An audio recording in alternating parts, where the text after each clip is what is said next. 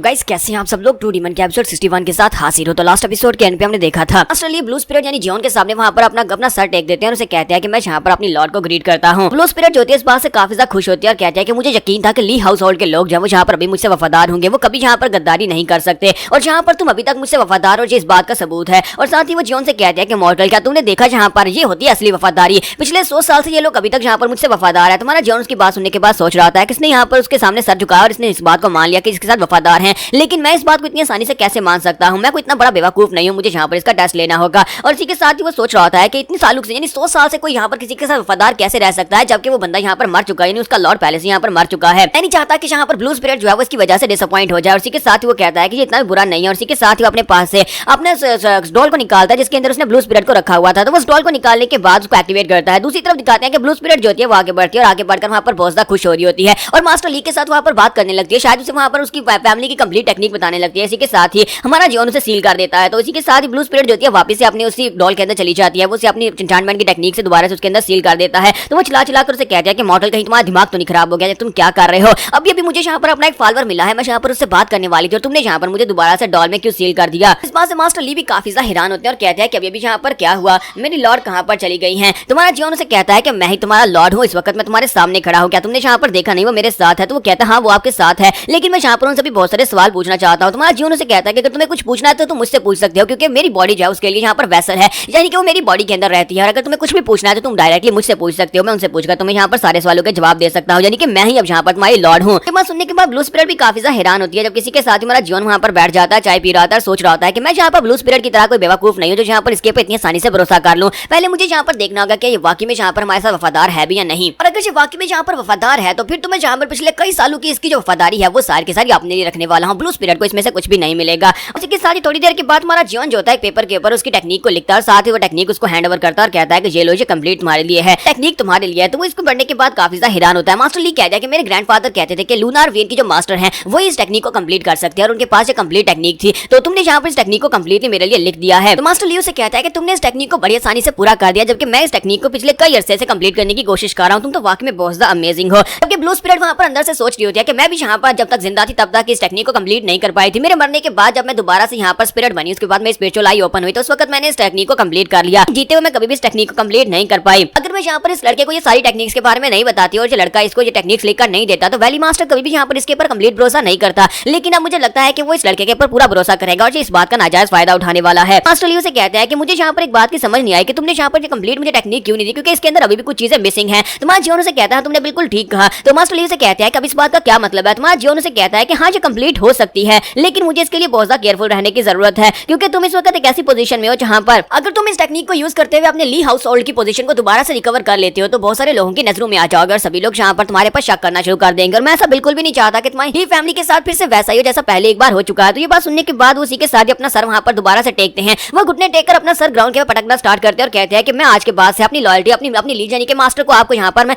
Severe करता हूँ कि आज के बाद से सिर्फ और सिर्फ लूनार वेन की मास्टरी मेरी मास्टर होंगी, चाहे कुछ भी हो जाए। मैं अपनी जान भी देने को तैयार हूँ लेकिन लूनार वेन की मास्टरी मेरी मास्टर रहेंगी। प्लीज मेरे ग्रेटिट्यूड को यहाँ पर एक्सेप्ट करें। और इसके सामने वो सर झुकाते हैं। तो इसी के साथ ही हमारी जो ब्लू स्पिरिट होती है वो जियोन से कहती है कि तुमने यहाँ पर देखा नहीं, मैंने तुमसे कहा था ना कि यहाँ पर ऐसे ही होने वाला है क्योंकि ये हमसे बहुत ज्यादा वफादार है, इसी वजह से यहाँ पर दोबारा से हमारे सामने सर झुका रहा है। अभी क्या तुम्हें इसके पर भरोसा नहीं है। तुम्हारा जियोन उसे कहता है कि नहीं मुझे अभी इसके पर भरोसा नहीं है। ब्लू स्पिरिट उसे कहती है कि मैं एक बात तुम्हें पहले बता दूं कि अगर तुम यहाँ पर ली फैमिली के खिलाफ कुछ करने के बारे में सोच रहे हो, यहाँ पे ली फैमिली को किसी तरह से यूज करने के बारे में सोच रहे हो तो मैं तुम्हारा साथ बिल्कुल भी नहीं दूंगी। ली फैमिली मेरी वफादार फैमिली और मैं ऐसा बिल्कुल भी नहीं होने दूंगी। और इसी के साथ ही मास्टर ली उसे कहता है कि सर प्लीज मुझे बताइएगा कि मैं यहाँ पर आपके लिए और क्या कर सकता हूँ, लेकिन अगर आपको बुरा ना लगे तो मैं यहाँ पर आपसे एक सवाल पूछना चाहता हूँ। तुम्हारा जियोन कहता है क्यों नहीं पूछो, तुम क्या पूछना चाहते हो। तो वो कहता है कि सर क्या आप मुझे यहाँ पर ये बताएंगे कि ग्रेट बैटल ऑफ हुइनिंग में क्या हुआ था, यानी कि आज से 100 साल पहले आपके साथ हुआ क्या था और आप मरी कैसे थी। तुम्हारा जियोन उसकी बात सुनने के बाद बिल्कुल खामोश हो जाता है क्योंकि उसे इस बारे में पता नहीं होता। और इसी के साथ ही मास्टर ली उसे कहते हैं कि आज से 100 साल पहले यहाँ पर ऐसा क्या हुआ था जिसकी वजह से वो बड़ी बैटल हुई थी और जिसकी वजह से बहुत सारे लोग मारे गए थे, जिसकी वजह से हमारी ली फैमिली के ऊपर गद्दारी का ठप्पा लगाया गया था। मैं उसका सच जानना चाहता हूँ कि आखिर उस दिन हुआ क्या था। तो इसी के साथ ही ब्लू स्पिरिट जो होती है वो उसे कहते हैं कि मेरी तरफ देखना बंद करो, मैं यहाँ पर तुम्हें कुछ भी नहीं बताने वाली। अब तुम्हें यहाँ पर सिचुएशन से खुद ही बाहर निकलना होगा। मैं यहाँ पर पास्ट के बारे में कोई भी बात नहीं करना चाहती और मैं ना ही यहाँ पर तुम्हें इसके बारे में बताना चाहती हूँ, इसलिए चुपचाप यहाँ पर मास्टर ली के सामने इस बात को कन्फेस कर दो कि तुमने यहाँ पर मुझे अपनी जो फैमिलियर स्पिरिट बनाकर रखा हुआ है जहाँ पर मैं तुम्हारी बॉडी के अंदर नहीं हूँ, ताकि उसे पता चले कि यहाँ पर उसकी मास्टर कोई और है और जहाँ पर किसी और को वो सर्व कर रहा है। और इसी के साथ ही हमारा जियोन जो होता है वहाँ पर बात को पलटाकर मास्टर ली से कहता है कि तुम इस बारे में क्या जानते हो। मैं यहाँ पर ये जानना चाहता हूँ कि तुम सभी लोगों को यहाँ पर उस दिन के बारे में क्या बताया गया है, क्योंकि यहाँ पर इवन एसोसिएशन के लोगों को इस बारे में बताया तो क्या होगा कि उनके लूनार विंड मास्टर के साथ हुआ क्या था। तो तुम बताओ कि तुम लोगों को क्या कुछ पता है। तुझे बात सुनने के बाद ब्लू स्पिरिट बहुत ज्यादा गुस्सा हो जाती है और कहती है कि ये तुम क्या कर रहे हो, तुम आगे से उससे सवाल पूछ रहे हो, वो तुम्हें यहाँ पर इसके बारे में बता देगा जो भी उसे पता है। मास्टर ली उसे कहते हैं कि सर मुझे माफ करना। तो ठीक है, फिर मैं आपको यहाँ पर सारी की सारी बात बता देता हूँ कि उस दिन क्या हुआ था और हमें यहाँ पर क्या सच्चाई बताई गई है। इसी के साथ ब्लू स्पिरिट गुस्से के साथ से कहते हैं कि बस करो, बहुत हो गया, तुम यहाँ पर इस बारे में मत जानो,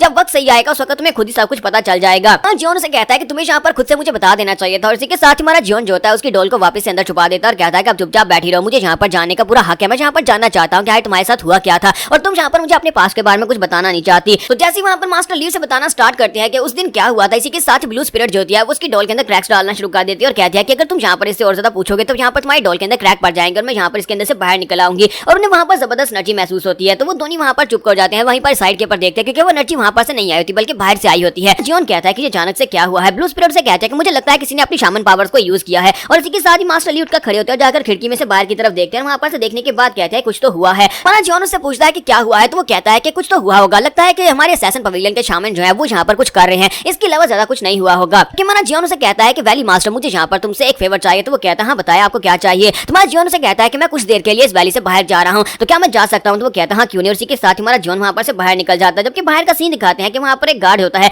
जो कि कार्ड लेकर जा रहा होता है। वहीं पर हमारे सोहा को दिखाते हैं कि सोहा को वहाँ पर चेंज के अंदर बांध लिया गया होता है। तो वहाँ पर मास्टर चोर उसके साथ में उसका मास्टर सियोक होता है। तो उन दोनों ने वहाँ पर उसको पकड़ रखा होता है। सोहा की हालत वहाँ पर काफी ज्यादा बुरी होती है। तो मास्टर सियोक आगे बढ़ते हैं और कहता है कि मैंने जैसा सोचा था बिल्कुल वैसा ही हुआ, यहीं पर मेरा इंसेक्ट पॉइजन है, यानी कि उस गू पॉइजन जिसको मैं वहाँ पर बना रहा था वो सोल जहाँ पर इस लड़की की बॉडी के अंदर है। कि मास्टर सियोक और मास्टर चो जो होता है उन्होंने सोहा को पकड़ लिया होता है और वहाँ पर उसे पकड़ने के बाद वो कहता है कि तो मेरा पॉइजन डीमन यहाँ पर है। साथ ही पास का सीन दिखाता है कि वहाँ पर हुआ क्या था। तो थोड़ी देर पहले का सीन दिखाता है कि वहाँ पर कार जो होती है वो जारी होती है जहाँ पर उन सभी स्पाइस को लेकर जाया जा रहा था। तो मास्टर सियोक और मास्टर चो उनको बीच में रोकते हैं। तो गार्ड वहाँ पर नीचे उतरता है और उनको रिस्पेक्ट देते हुए कहता है मास्टर आप लोग यहाँ पर क्या कर रहे हैं। वो दोनों अंडरवर्ल्ड असैसिन पवेलियन से होते हैं इसी वजह से, क्योंकि वो उनकी अपनी सेक्टर के लोग हैं, इसी वजह से उन्हें ग्रीट कर रहा था। तो वो उनसे पूछा है कि तुम कहाँ पर जा रहे हो। तो वो कहता है कि सर मैं यहाँ पर स्पाइस को लेकर जा रहा हूँ। तो मास्टर सियोक उसे कहता है लेकिन मुझे यहाँ पर तुम्हारे स्पाइस के अंदर से अपनी एक चीज महसूस हो रही है, तो इसी वजह से मुझे ये चाहिए होगी। और इसी के साथ ही आगे बढ़ते हैं और जाकर कैरेज के पास खड़े हो जाते हैं और उनसे कहता है कि सर लेकिन आप यहाँ पर ब्लड काप्स वैली में क्या कर रहे हैं, यहाँ पर आपका कोई काम नहीं है। तो वो उसे कहते हैं कि मेरी यहाँ पर कोई चीज है, मुझे यहाँ पर लगता है कि हमें यहाँ पर इस ट्रायल को भी रोकना पड़ सकता है क्योंकि यहाँ पर कुछ बहुत बड़ा खतरनाक है। और इसी के साथ ही वो गार्ड कहता है लेकिन ऐसा कैसे हो सकता है कि हम लोग यहाँ पर अपने एग्जाम्स को रोक दें क्योंकि इस वक्त हमारा तीसरा टेस्ट होने वाला है। और इसी के साथ ही मास्टर सियोक उसे कहता है कि इस बार के एग्जाम में कुछ एक्स्ट्रा ऑर्डिनरी हुआ है, कुछ ऐसा हुआ जो पहले कभी ना हुआ हो। तो गार्ड उनसे कहता है कि हाँ सर इस बार यहाँ पर कुछ ऐसा हुआ है कि एक लड़का जिसका नाम मॉक योंग वून है उसने यहाँ पर हमारे हंटर ऑफ द वीक उस चैमी मोरियो को मार डाला। ऐसा पहले कभी नहीं हुआ जो कि किसी ने यहाँ पर किसी चैमी मोरियो को मार दिया, उस लड़के ने ऐसा किया है। तो ये बात सुनने के बाद मास्टर और भी ज्यादा हैरान होते हैं। जबकि मास्टर चो से कहते हैं कि मास्टर सियोक मैंने आपसे कहा था ना कि यहाँ पर मेरा एक डिसाइपल है जो कि इस वक्त कंपटीशन में है और वो बहुत ज्यादा खास है, वो मेरा ही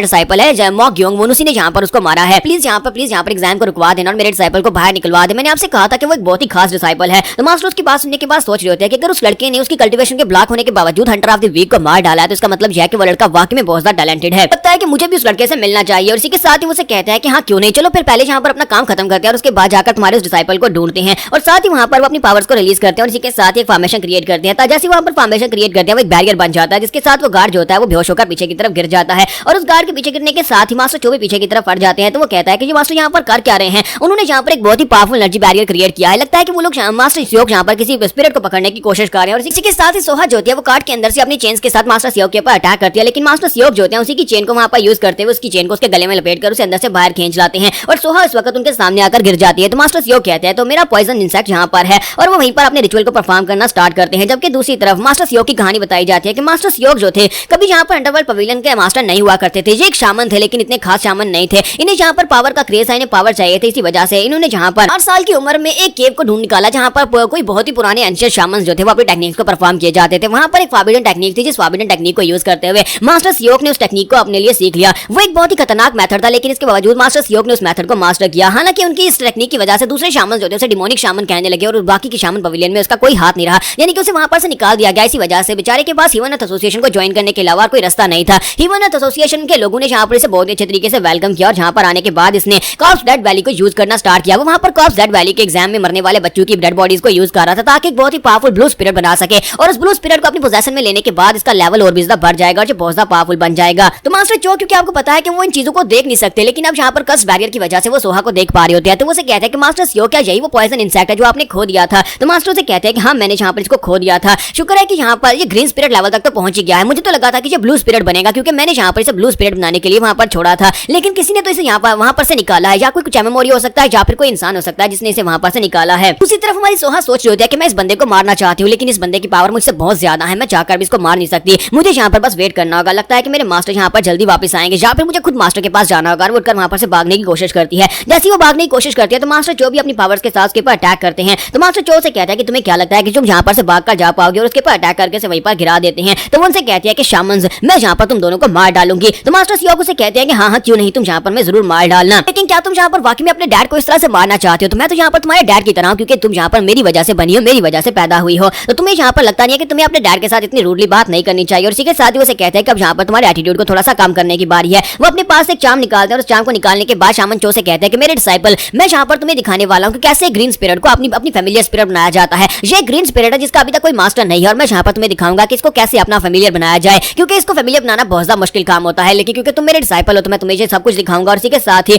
वो उस टेलिस्मन को एक्टिवेट करते हैं। तो वहाँ पर एक थ्रेड निकलता है जो कि उसकी बॉडी के साथ जाकर जुड़ जाता है। तो वो कहते हैं कि देखो अब यहाँ पर मैं सक्सेसफुल होने वाला हूँ, अगर मैं यहाँ पर इसको पकड़ने में सक्सेसफुल हो गया तो उसके बाद मैं उस चीज को भी वहाँ पर कंट्रोल कर लूंगा। वो यहाँ पर पता नहीं किस चीज की बात कर रहे होते हैं। हो सकता है कि वो किसी बहुत ही पावरफुल स्पिरिट की बात कर रहे हो, या फिर वो यहाँ पर लूनार वेन की मास्टर की बात कर रहे होंगे, या फिर क्योंकि दिखने में तो ये काफी ज्यादा अजीब लग रही है। मास्टर सियोक उसे वहाँ पर कंट्रोल करने की बात कहते हैं कि चलो जल्दी से अब यहाँ पर मुझे अपना मास्टर कहकर पुकारो। तो जब वो उसे कहता है कि मुझे मास्टर कहकर पुकारो, तो सोहा आगे से उसे कहती है कि अपनी बकवास बंद करो बुड्ढे खुसट कहीं के, तुम्हें यहाँ पर मरना होगा। तो इस बात से वो बहुत ज्यादा हैरान हो जाते हैं और कहते हैं कि ये क्या, मैंने मेरा चार्म यहाँ पर काम क्यों नहीं किया? तुम्हें तो भी यहाँ पर मुझे अपना मास्टर कहना चाहिए था, क्योंकि मैंने यहाँ पर तुम्हें अपनी फैमिलियर स्पिरिट बना लिया है। तो इस बात से वो बहुत ज्यादा हैरान हो जाते हैं। जबकि पीछे से हमारा जियोन निकल कर आता है और उसे कहता है कि सर आप यहाँ पर दूसरों के लॉयल डॉग्स के साथ क्या कर रहे हैं? आप यहाँ पर मेरी पालतू के साथ इस तरह से बिहेव कैसे कर सकते हैं? तो ये देखने के बाद हमारी सोहा जो होती है वो चिल्लाकर उसे कहती है कि मास्टर मास्टर फाइनली तुम यहाँ पर आ ही गए। तो ये देखने के बाद मास्टर सियोक भी बहुत ज्यादा हैरान हो जाते हैं और कहते हैं कि ये स्पिरिट यहाँ पर इस लड़के को अपना मास्टर कह रही है। और मास्टर चो जो होते हैं मास्टर सियोक से कहते हैं कि मास्टर सियोक यही वो लड़का है जिसके बारे में मैंने बात की थी, यही मार्क ग्योंगवून है जो मेरा डिसाइपल है। हमारा जियोन वहाँ पर आने के बाद उसकी तरफ देखता और कहता है कि मास्टर आप यहाँ पर क्या कर रहे हैं? तो वो उसे पूछता है कि ग्योंगवून तुम यहाँ पर क्या कर रहे हो?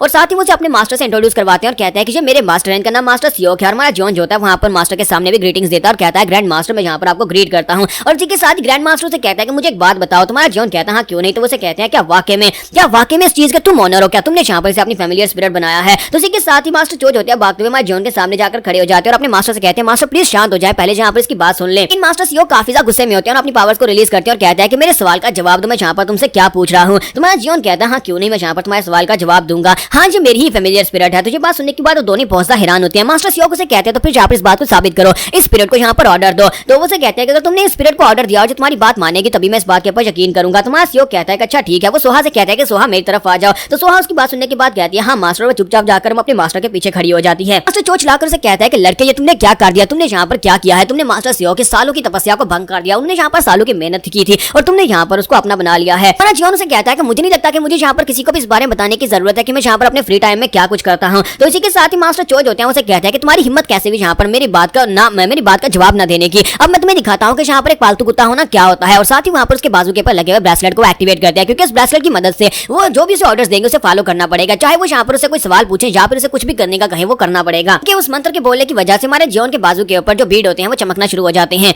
कि शामन चोज होते हैं वहाँ पर अपने ब्रेसलेट की पावर को यूज करने लगे हैं। वो वहाँ पर अपने ब्रेसलेट को एक्टिवेट कर दिया ताकि वहाँ पर हमारे जियोन को और उसको सारे ऑर्डर्स को फॉलो करवा सके। लेकिन इसी के साथ ही वहाँ पर उसके हाथ के ऊपर जो ब्रेसलेट है वो एक्टिवेट तो होता है लेकिन वो काम नहीं करता। हमारा जियोन सोच रहा था किसी वजह से यहाँ पर जो ब्रेसलेट मुझे पहनाया था, क्योंकि इस ब्रेसलेट के पहनने वाला उसके हर एक सवाल का जवाब देगा, उसके हर एक ऑर्डर को फॉलो करेगा। वैसे भी ये तो यहाँ पर काम नहीं करने वाला, लेकिन मुझे लगता है कि मुझे थोड़ी देर के लिए यहाँ पर एक्टिंग करनी चाहिए, क्योंकि एक्टिंग करने से यहाँ पर काम बनता है तो फिर एक्टिंग कर लेते हैं। और इसी के साथ हमारा जियोन जो होता है वहाँ पर बिल्कुल खामोश हो जाता है, जैसे कि वो उसे कंट्रोल कर लिया गया हो। तो दूसरी तरफ मास्टर सियोक जो होते हैं उसे कहते हैं कि लड़के तुमने जो ब्रेसलेट इस लड़के के हाथ के ऊपर डाल दिया। तो वो उसे कहते हैं हाँ मास्टर जी आपने मुझे गिफ्ट दिया था और मुझे पता है कि कितना ज्यादा खास है, लेकिन मैंने यहाँ पर इस लड़के को पूरी तरह से कंट्रोल में किया है। ये लड़का कुछ ज्यादा ही खास है, इसी वजह से मैंने यहाँ पर से अपना डिसाइपल बनाने के लिए इसके ऊपर कंप्लीट भरोसा नहीं किया। मास्टर सियोक सोच रहे थे कि मेरे बहुत सारे डिसाइपल रहे हैं, लेकिन उनमें से सिर्फ और सिर्फ एक ही डिसाइपल यानी सिर्फ और सिर्फ चोई यहाँ पर ऐसा निकला है जो कि यहाँ पर मेरे जैसा निकला है, यानी मेरे जितना ही समझदार है। और इसने यहाँ पर ब्रेसलेट को इस लड़के के ऊपर यूज किया, यानी कि इसने इस बात को कंफर्म किया कि वो कभी से धोखा ना दे सके। और इसी के साथ ही मास्टर सियोक आगे बढ़ते हैं और जाकर हमारे जियोन के मुंह पर अपने डंडे से अटैक करते हैं, जिससे हमारा जियोन जो होता है वहीं पर नीचे गिर जाता है। वो उसे कहते हैं कि मैं यहाँ पर चेक करने वाला हूँ कि यहाँ पर तुम्हारी सोचरी इस लड़के के ऊपर काम भी कर रही है या नहीं। और साथ ही वो उस लड़के को यानी जियोन को नीचे गिराकर उसके ऊपर चढ़कर खड़े हो जाते हैं और अपना पाँव उसके गले के ऊपर रखते हैं। तुम्हारा जियोन वहाँ पर पूरी एक्टिंग कर रहा होता है, यानी कि वहाँ पर उन्हें बिल्कुल अंदाजा भी नहीं होता कि ये एक्टिंग कर रहा है या नहीं। तुम्हारा जियोन जो होता है बिल्कुल वहाँ पर एक डॉल की तरह नीचे ग्राउंड के ऊपर पड़ा होता है। मास्टर सियोक को इसके बात के ऊपर यकीन आ जाता है। तो मास्टर सियोक कहते हैं कि अच्छा ठीक है, मुझे लगता है कि ये लड़का पूरी तरह से यहाँ पर तुम्हारे कंट्रोल में, ठीक है, इसे उठाकर खड़ा करो। इसके बाद हमारे सियोक को वहाँ पर खड़ा किया जाता है और मास्टर चोज होते हैं उसे पूछते हैं कि अब जल्दी से बताओ कि तुमने यहाँ पर इस रिजेंटफुल स्पिरिट को, इस ग्रीन स्पिरिट को अपना फैमिलियर कैसे बना लिया। जियोन इसी के साथ ही वहाँ पर हल्का सा कहता है एसोसिएशन मास्टर। जैसे वो एसोसिएशन मास्टर कहता है तो मास्टर सियोक उसकी बात सुनने के बाद एक झटका लगता है। वो कहते हैं क्या तुमने यहाँ पर क्या कहा? एसोसिएशन मास्टर क्या? एसोसिएशन मास्टर यानी कि ह्यूमन अर्थ एसोसिएशन के मास्टर का इस सबसे क्या ताल्लुक है? तुम्हारा जियोन फिर से वहाँ पर हल्की सी आवाज में एसोसिएशन मास्टर कहता है और फिर साथ ही वहाँ पर ममलिंग करना शुरू कर देता है। जब वो वहाँ पर मुंह के अंदर ममलिंग कर रहा था तो मास्टर सियोक उसके करीब चले जाते हैं और कहते हैं कमीने कहीं कि यहाँ पर ऊंची आवाज में बोल, यहाँ पर एसोसिएशन मास्टर का इस सबसे क्या ताल्लुक है? तुमने यहाँ पर एसोसिएशन मास्टर का क्यों कहा? हमारा जियोन इसी के साथ ही वहाँ पर अपनी डेविलिश स्माइल देता है और इसी के साथ ही अपना हाथ जो होता है वो शामन सियोक की बॉडी के अंदर डाल देता है और उसका हार्ट जो होता है वो पियर कर देता है और उसे कहता है कि मैं यहाँ पर ये कहना चाहता हूँ कि एसोसिएशन मास्टर इस वक्त यहाँ पर नहीं है। तो मास्टर सियोक बेचारे को तो वहाँ पर एक बहुत बड़ा झटका लगता है क्योंकि हमारे जियोन का हाथ उसकी बॉडी के आर पार होता है। हमारा जियोन उसका हार्ट बाहर निकाल लेगा अगर इसी तरह चलता रहा तो वो उसे कहता है कि अब यहाँ पर तुम मरने वाले हो। मैं तो बस ये चाहता था कि तुम यहाँ पर मेरे करीब आओ। शामन 24 बार से पहुंचता हैरान होता है और कहता है कि लड़के ये तुमने क्या कर दिया, तुम ये क्या कर रहे हो? साथ ही मास्टर चोज होते हैं वहाँ पर अपनी शामनिक टेक्निक को यूज करने लगते हैं लेकिन हमारा जियोन उसका हाथ पकड़ लेता है। अगर वो उंगलियों को यूज नहीं करेगा यानी साइन नहीं बनाएगा तो वो शामनिक टेक्निक को यूज नहीं कर पाएगा। तुम्हारा जियोन उसे कहता है कि तुम एक बहुत ही पावरफुल शामन हो। हाँ ये बात तो ठीक है लेकिन एक पावरफुल शामन होने के बावजूद तुम्हारी बॉडी एक नॉर्मल इंसान की है क्योंकि तुम एक मार्शल आर्टिस्ट नहीं हो। इसी वजह से तुम्हारी बॉडी यानी फिजिकल बॉडी बहुत ज्यादा कमजोर है और जहाँ पर तुम्हारी बॉडी को मारना मेरे लिए बहुत ज्यादा आसान है। दूसरी तरफ दिखाता है कि शामन चो फिर से वहाँ पर अपने ब्रेसलेट को एक्टिवेट करने की कोशिश कर रहा होता है। वो कहता है कि ये हो क्या रहा है, मेरा ब्रेसलेट यहाँ पर एक्टिवेट क्यों नहीं आ रहा? तुम्हें तो यहाँ पर मेरे सारे के सारे ऑर्डर्स को फॉलो करना चाहिए था। और इसी के साथ ही वो जल्दी से जंप करते हैं पीछे की तरफ बढ़ते हैं और साथ ही अपने पास से दो ऐसे डॉल्स निकालते हैं। डॉल्स के अंदर से उनके स्पेशल गोल्डन डिवाइन जनरल्स होते हैं। वो उन दो पपेट्स को रिलीज करने वाले हैं तो उनके पास वहाँ पर दो बड़े बड़े पपेट्स निकल आते हैं, दो बड़ी बड़ी स्पिरिट्स होती है। तो वो कहते हैं कि अब यहाँ पर मैं तुम्हें दिखाता हूँ कि मैं यहाँ पर क्या कर सकता हूँ। तुमने मेरे मास्टर के साथ जो कुछ भी किया है वो बहुत ही बुरा है, मेरे मास्टर को छोड़ दो। तुम्हारा जियोन से कहता है कि तुम यहाँ पर सॉसरी को यूज करना चाहते हो कि तुम मेरे मास्टर और मुझे भी तुमसे बहुत कुछ सीखना है। मैं ये भी सीखना चाहता हूँ कि तुमने यहाँ पर इस सॉसरी को कैसे परफॉर्म किया है। तो वो कहता है कि अपनी बकवास बंद करो, नहीं लगता कि तुमने कभी यहाँ पर मुझे अपना मास्टर समझा भी होगा। तुम्हारा जियोन से कहता है कि जब किसी को एक बार मास्टर कह दिया जाए तो हमेशा के लिए उसका मास्टर बन जाता है, तो तुम मेरे मास्टर ही हो। और फिर साथ ही हमारा जियोन सोच रहा होता है कि मास्टर के पास ये जो डॉल्स उसने अभी रिलीज किया है इनके अंदर से बहुत ही पावरफुल स्पिरिचुअल एनर्जी निकल रही है। मुझे लगता है कि ये डॉल्स वाली टेक्निक जो है मास्टर ने मुझे पहले नहीं बताई, यानी मास्टर चो के पास मुझे ये डॉल वाली टेक्निक भी ले लेनी चाहिए। और इसी के साथ ही हमारा जियोन से कहता है कि अब जबकि मास्टर मैं तुम्हारा डिसाइपल हूं तो तुम्हारा डिसाइपल तुम्हारे लिए यहाँ पर एक प्रेजेंट लेकर आया है, यानी कि मैं तुम्हें यहाँ पर एक गिफ्ट देना चाहता हूँ। तो मास्टर चो कहते हैं कि अब तुम क्या गिफ्ट देना चाहते हो। और इसी के साथ हमारा जियोन जो होता है मास्टर सियोक की बॉडी के अंदर से उसका हार्ट जो होता है वो खींचकर बाहर निकाल लेता है। तो हमारा जियोन उसका हार्ट खींचकर बाहर निकालता है तो मास्टर सियोक वहीं पर ग्राउंड के ऊपर गिर जाता है। जबकि मास्टर जो इस बात से काफी ज्यादा गुस्सा होते हैं और उसे गालियां निकाल रहे होते हैं, लेकिन हमारा जियोन उसे कहता है कि शांत रहो,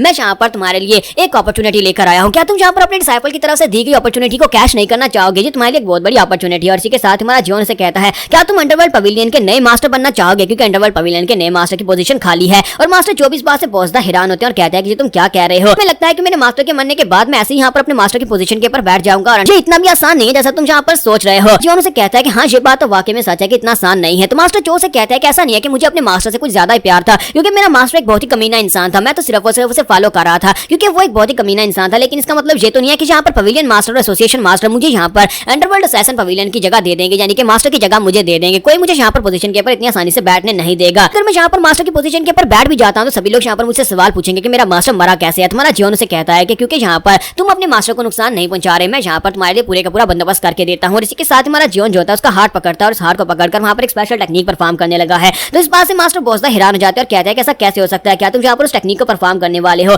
तुम्हारा जियोन जो होता है इसी के साथ ही मास्टर सियोक की बॉडी के अंदर उसी के हार्ट का ब्लड डालता है। वो ये एक स्पेशल टेक्निक होती है जिसे 6% स्पिरिट समनिंग टेक्निक कहा जाता है। एक बहुत ही स्पेशल टेक्निक होती है जिसमें आपको किसी को मारकर उसकी बॉडी से उसका ब्लड उसका दिल निकालना होता है और उसके दिल के अंदर अपना ब्लड डालना होता है। और उसके बाद तुम्हें यहाँ पर अपनी डेथ की एनर्जी उस बंदे की बॉडी के अंदर डालनी होती है जो कि हार्टलेस इंसान है। वो एक ज़ोंबी बन जाएगा और जब तक तुम यहाँ पर उसको जिंदा रखना चाहते हो तब तक जिंदा रह सकता है। लेकिन ये फॉरबिडन टेक्निक है क्योंकि इसको परफॉर्म करना काफी ज्यादा मुश्किल है। किसी के पास इतनी डेथ की एनर्जी नहीं होती कि वो किसी इंसान को यहाँ पर ज़ोंबी बना सके। किसी इंसान को यहाँ पर जिंदा करने के लिए डेथ की एनर्जी चाहिए होती है। और डेथ की एनर्जी तब मिलती है जब आपने यहाँ पर हजारों लाखों लोगों इंसानों की जान ली हो, तब आपकी बॉडी के अंदर इतनी सारी डेथ की एनर्जी आती है। लेकिन इसी के साथ ही मास्टर सियोक उसके सामने ज़ोंबी बनकर खड़े हो जाते हैं और वो इस बात से और भी ज्यादा हैरान हो जाते हैं। मास्टर चो कहते हैं ऐसा कैसे हो गया, तुमने ये कैसे कर दिया, तुम्हारे पास डेथ की एनर्जी कहाँ से आई? तुम्हारा जियोन से कहता है कि मास्टर ये लो, ये तुम्हारे मास्टर का ज़ोंबी है। अब ये आज के बाद से ये तुम्हारा हुआ और आज के बाद से तुम इसकी पोजीशन के ऊपर आसानी से बैठ सकते हो। अगर तुम्हें अभी भी यहाँ पर ये वाली अपॉर्चुनिटी नहीं चाहिए तो फिर मैं यहाँ पर तुम्हारे लिए क्या ही कर सकता हूँ। तो इसी के साथ ही मास्टर चो से कहते हैं कि मैं यहाँ पर यही सोच रहा हूँ कि पिछले कुछ दिनों से मैं बिल्कुल भी आराम से सो नहीं पा रहा। फिर साथ ही वो कहते हैं ठीक है मैं यहाँ पर तुम्हारी बात को सुनने को तैयार हूँ, बताओ कि तुम्हारा प्लान क्या है। जबकि दूसरी तरफ हमारा जियोन जो होता है वहाँ पर अपनी डेथ की एनर्जी जो होता है वो अपनी ब्लूस अपनी सोहा को दे रहा होता है। सोहा वहाँ पर उस एनर्जी के साथ अपनी एनर्जी को रिकवर कर रही होती है। मास्टर चो से कहते हैं कि इससे पहले कि मैं यहाँ पर तुम्हारी बात सुनूं मैं यहाँ पर 3 कंडीशंस रखना चाहता हूँ। तो जियोन कहता है हाँ क्यों नहीं। तो वो कहते हैं सबसे पहले मेरी कंडीशन ये होगी कि तुम्हें मुझे बताना होगा कि मेरा दिया हुआ ब्रेसलेट काम क्यों नहीं किया। तुमने ब्रेसलेट पहना है लेकिन वो काम क्यों नहीं किया। और दूसरी बात यह है कि तुम्हें यहाँ पर ये बताना होगा कि तुमने यहाँ पर 6% स्पिरिट समनिंग टेक्निक को कैसे एक्टिवेट किया, क्योंकि तुम्हारे पास इतनी डेथ की एनर्जी कहाँ से आई है। और तीसरी बात यह है कि तुम्हें यहाँ पर मेरी सेफ्टी को गारंटी देनी होगी कि मैं यहाँ पर जिंदा रहूंगा। तुम्हारा जियोन इसी के साथ उस ब्रेसलेट को अपने बाजू से उतारता करता है और कहता है कि तुम्हारी इन तीनों कंडीशंस को मैं मानने को तैयार हूँ, लेकिन इसी के साथ ही मुझे यहाँ पर सबूत चाहिए होगा कि तुम यहाँ पर मुझसे वफादार हो या नहीं। इसके लिए मेरे पास एक बहुत ही अच्छा तरीका है, इस ब्रेसलेट को पहनो, अपना नाम लो और यहाँ पर मेरे सामने इसकी कसम उठाओ कि तुम मुझसे वफादार रहोगे, क्योंकि एक बार तुम यहाँ पर अगर मेरे वफादार कुत्ते बन गए तो उसके बाद मेरे पास यहाँ पर तुम्हें मारने के लिए कोई वजह नहीं बचेगी। तो मास्टर चो जो होते हैं इस बात से बहुत ज्यादा गुस्सा हो जाते हैं और कहते हैं कि इस लड़के की हिम्मत कैसे भी यहाँ पर मुझे अपना पालतू कुत्ता कहने की, अपने हाथ पकड़कर खड़े होते हैं और साथ ही बहुत ज्यादा गुस्सा हो जाते हैं और कहते हैं कि तुम्हारी हिम्मत कैसे भी यहाँ पर मुझसे इस तरह की बात करने की। और साथ ही वो गुस्से के साथ से कहता है कि अब मैं यहाँ पर तुम्हें बहुत ही बुरी तरह से टॉर्चर करना हूँ जानने वाला हूँ। तुम्हें यहाँ पर इस बारे में नहीं बोलना चाहिए कि ये ब्रेसलेट तुम्हें किसने पहनाया था, तुम यहाँ पर ये ब्रेसलेट वापस से मेरे बाजुआ पहनाना चाहते हो। और साथ ही वो अपने गोल्डन स्पिरिट से कहते हैं कि जाओ जाकर अटैक करो। उसकी गोल्डन स्पिरिट जो है बड़ी तेजी के साथ आगे बढ़ती है ताकि वो जियोन के ऊपर अटैक कर सके। तुम्हारा जियोन से कहता है कि मैं यहाँ पर साथ में तुम्हारी कंडीशन भी तुम्हें बताता हूँ, जो तुमने 3 कंडीशंस रखी हैं। सबसे पहली कंडीशन ये थी कि ये जो बीट से मेरे पर काम क्यों नहीं किया, ब्रेसलेट को पहनने के बाद मैंने वहां पर नाम भी लिया था, लेकिन इसके बावजूद इन्होंने काम क्यों नहीं किया, क्योंकि मेरा नाम मॉक जियोंगवून है ही नहीं, मेरा नाम जियोन है। तुम्हें याद है कि उस वक्त मैंने वहां पर क्या नाम लिया था? उस वक्त मैंने मॉक जियोंगवून का नाम लिया था, जो कि मेरा असली नाम नहीं है। और इसी के साथ ही वो कहता है कि अच्छा तो ये बात है, तुम तो ऐसे बात करो जैसे कि तुम यहाँ पर इस फाइट को जीत चुके हो। ऐसा तो बिल्कुल भी नहीं हो सकता कि तुम यहाँ पर इस फाइट को जीत जाओगे, तुम यहाँ पर मुझे अपना साथी बना लोगे, ऐसा भी नहीं होने वाला। और इसी के साथ ही हमारा जियोन जो होता है उसके ऊपर अटैक करने के लिए आगे बढ़ता है, जबकि वो अपने गोल्डन स्पिरिट के साथ अटैक कर रहे होते हैं। और हमारा जियोन कहता है कि इसके जो गोल्डन स्पिरिट वाले जो जनरल्स हैं काफी ज्यादा खास लगते हैं और काफी ज्यादा पावरफुल भी हैं। तो वहाँ पर सोच रहा होता है कि इसके पास जो ग्रीन स्पिरिट है वो ग्रीन स्पिरिट की पावर यहाँ पर मेरे मास्टर स्योक की वजह से बहुत ज्यादा कम रह चुकी है। मुझे नहीं लगता कि यहाँ पर ये मुझे हरा सकता है। मेरे दोनों गोल्डन वॉरियर्स यहाँ पर काफी है इस लड़के को हराने के लिए, और मुझे यहाँ पर इसकी शर्तें मानने की जरूरत भी नहीं है। और इसी के साथ ही गोल्डन वॉरियर जो होता है हमारे जियोन को किक मारता है, जिससे हमारा जियोन पीछे जाकर गिरता है। इसके साथ ही मास्टर चो वहाँ पर एक तलिस्मान निकालते हैं, वहाँ पर ठंडर पावर को रिलीज करते हैं। वो ठंडर के साथ हमारे जियोन के ऊपर अटैक करते हैं, जबकि हमारा जियोन जो होता है वो सोहा से कहता है कि सोहा चलो जल्दी से बाइंड कर लो।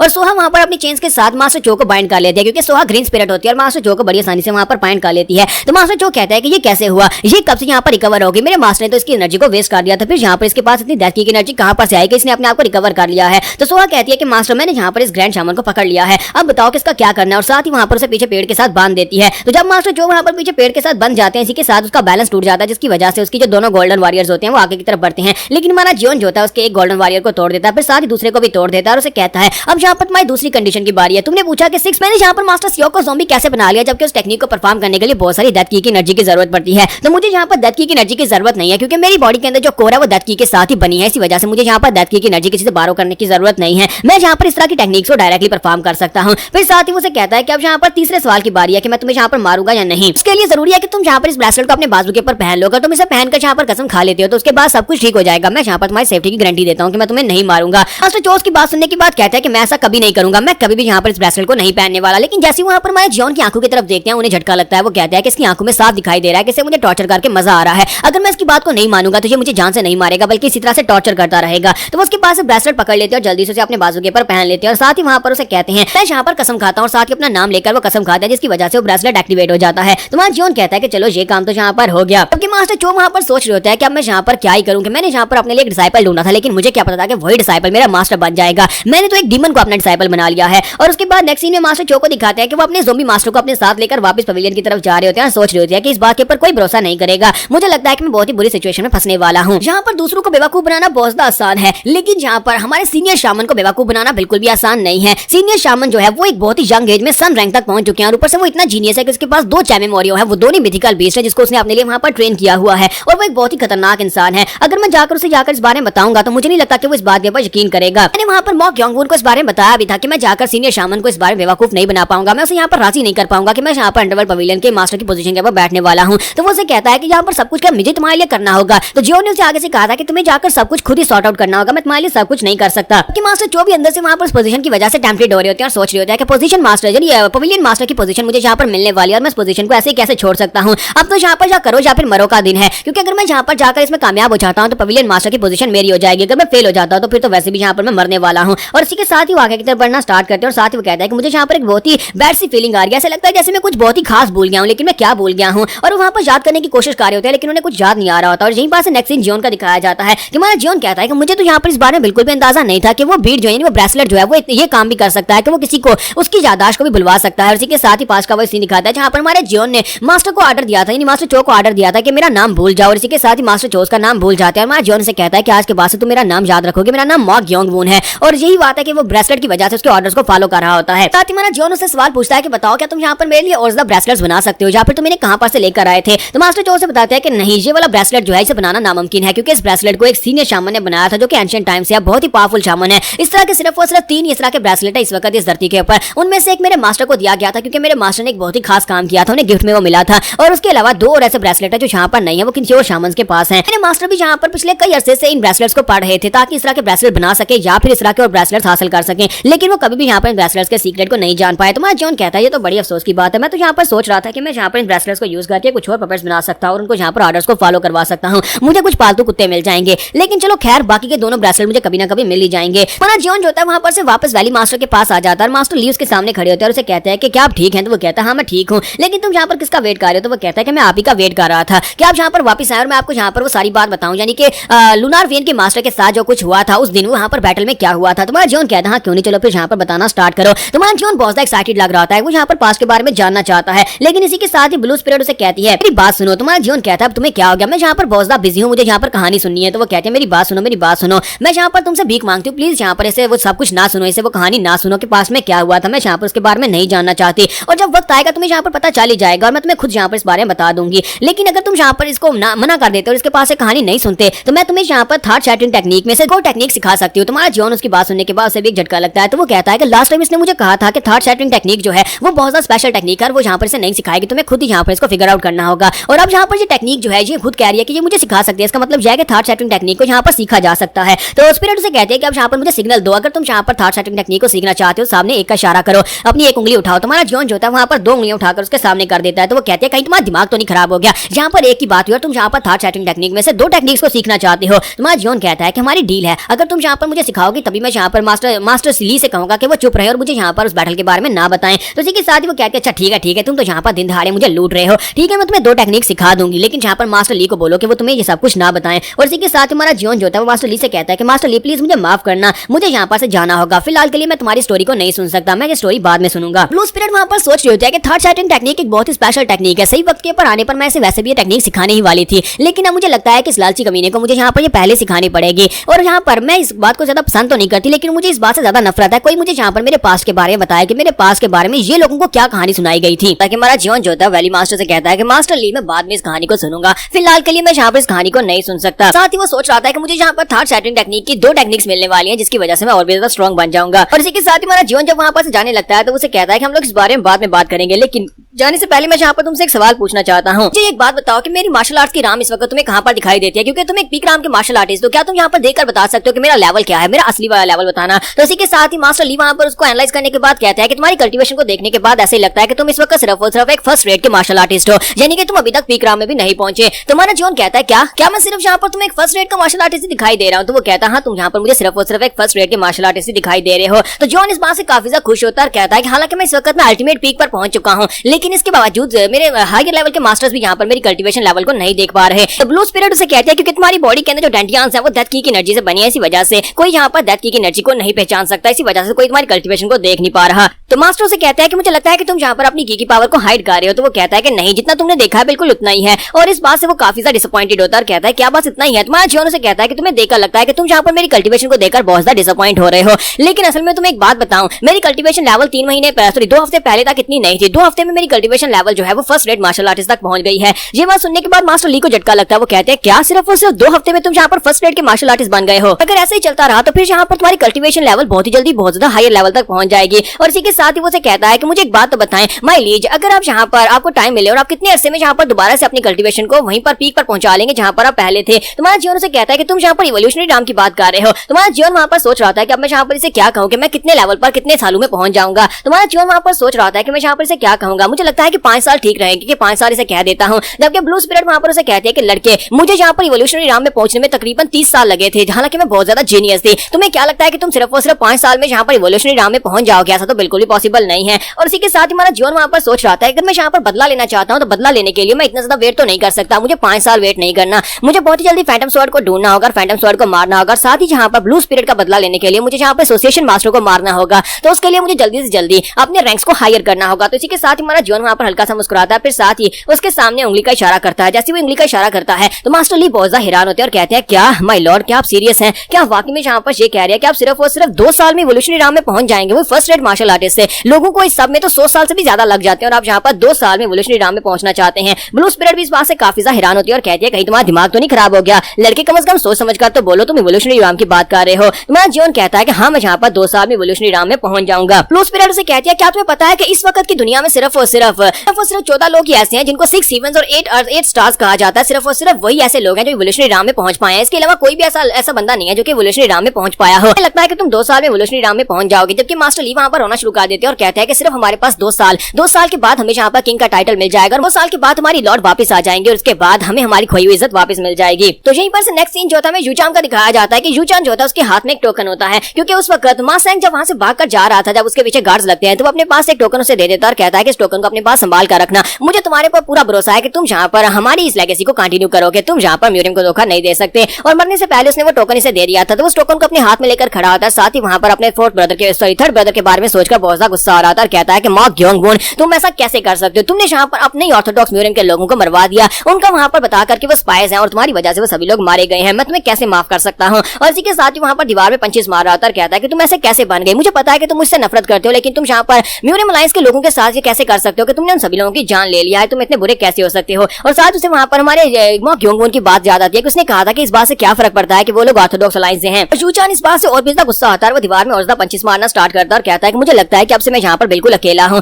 चाहे कुछ भी हो जाए, चाहे लाइफ और डेथ की सिचुएशन ही क्यों ना हो, वो मेरा साथ बिल्कुल भी नहीं देने वाला, तो मुझे यहाँ पर से अब चीजों को अकेला ही पास करना होगा। तो जब वो वहाँ पर दीवार में पंचेस मार रहा था, इसी के साथ वो शांत होकर वहीं पर बैठ जाता और कहता है कि मुझे लगता है कैन के पास सिर्फ और सिर्फ स्ट्रेंथ ही मैटर करती है, अगर मेरे पास यहाँ पर स्ट्रेंथ होती तो मैं कल उसको हरा सकता था, लेकिन वो मुझसे ज्यादा स्ट्रॉन्ग होता जा रहा है, वो दिन ब दिन अपनी स्ट्रेंथ को बढ़ाते जा रहा है, तो मुझे भी यहाँ पर अपनी स्ट्रेंथ को बढ़ाना होगा। मुझे लगता है कि जो मेरी गलती है कि मैं यहाँ पर कुछ ज्यादा सॉफ्ट था, जबकि मॉ ग्योंगबुन को देखो वो यहाँ पर ऐसे फैसले ले रहा है जैसे फैसले ऑर्थोडॉक्स म्यूरियम के लोग ले नहीं सकते। अगर मैं भी यहाँ पर उसी की तरह सोचता, मेरा दिमाग भी उसी की तरह होता, तो मैं भी यहाँ पर उसी तरह स्ट्रॉन्ग होता। लास्ट टाइम उसने मुझे मेरी मार्क फैमिली की स्पेशल टेक्निक दी थी, लेकिन मैंने उसे परफॉर्म नहीं किया क्योंकि मुझे लगा था कि वो यहाँ पर टेक्निक गलत है, यहाँ पर उसके मेरे पर बॉडी के ऊपर कुछ साइड इफेक्ट्स पड़ रहे हैं, लेकिन अब मैं यहाँ पर उसको परफॉर्म करूंगा, चाहे उसका रिजल्ट कुछ भी निकले, चाहे उसके साथ कुछ भी मेरी बॉडी को हो जाए, लेकिन मैं यहाँ पर उसी टेक्निक को परफॉर्म करूंगा और अपनी फैमिली की स्पेशल टेक्निक को यहाँ पर हायर लेवल तक पहुंचाऊंगा। और इसी के साथ ही वहीं पर फेक टेक्निक को परफॉर्म करना स्टार्ट कर देता है। हालांकि उसे पता था कि वो फेक टेक्निक है और उसके अंदर हमारे जियोन ने पहले से कुछ वर्ड्स को चेंज किया हुआ है, लेकिन उसी को वहां पर बैठ के परफॉर्म कर रहा था और उसकी बॉडी के ऊपर बहुत ज्यादा टॉल पड़ रहा है,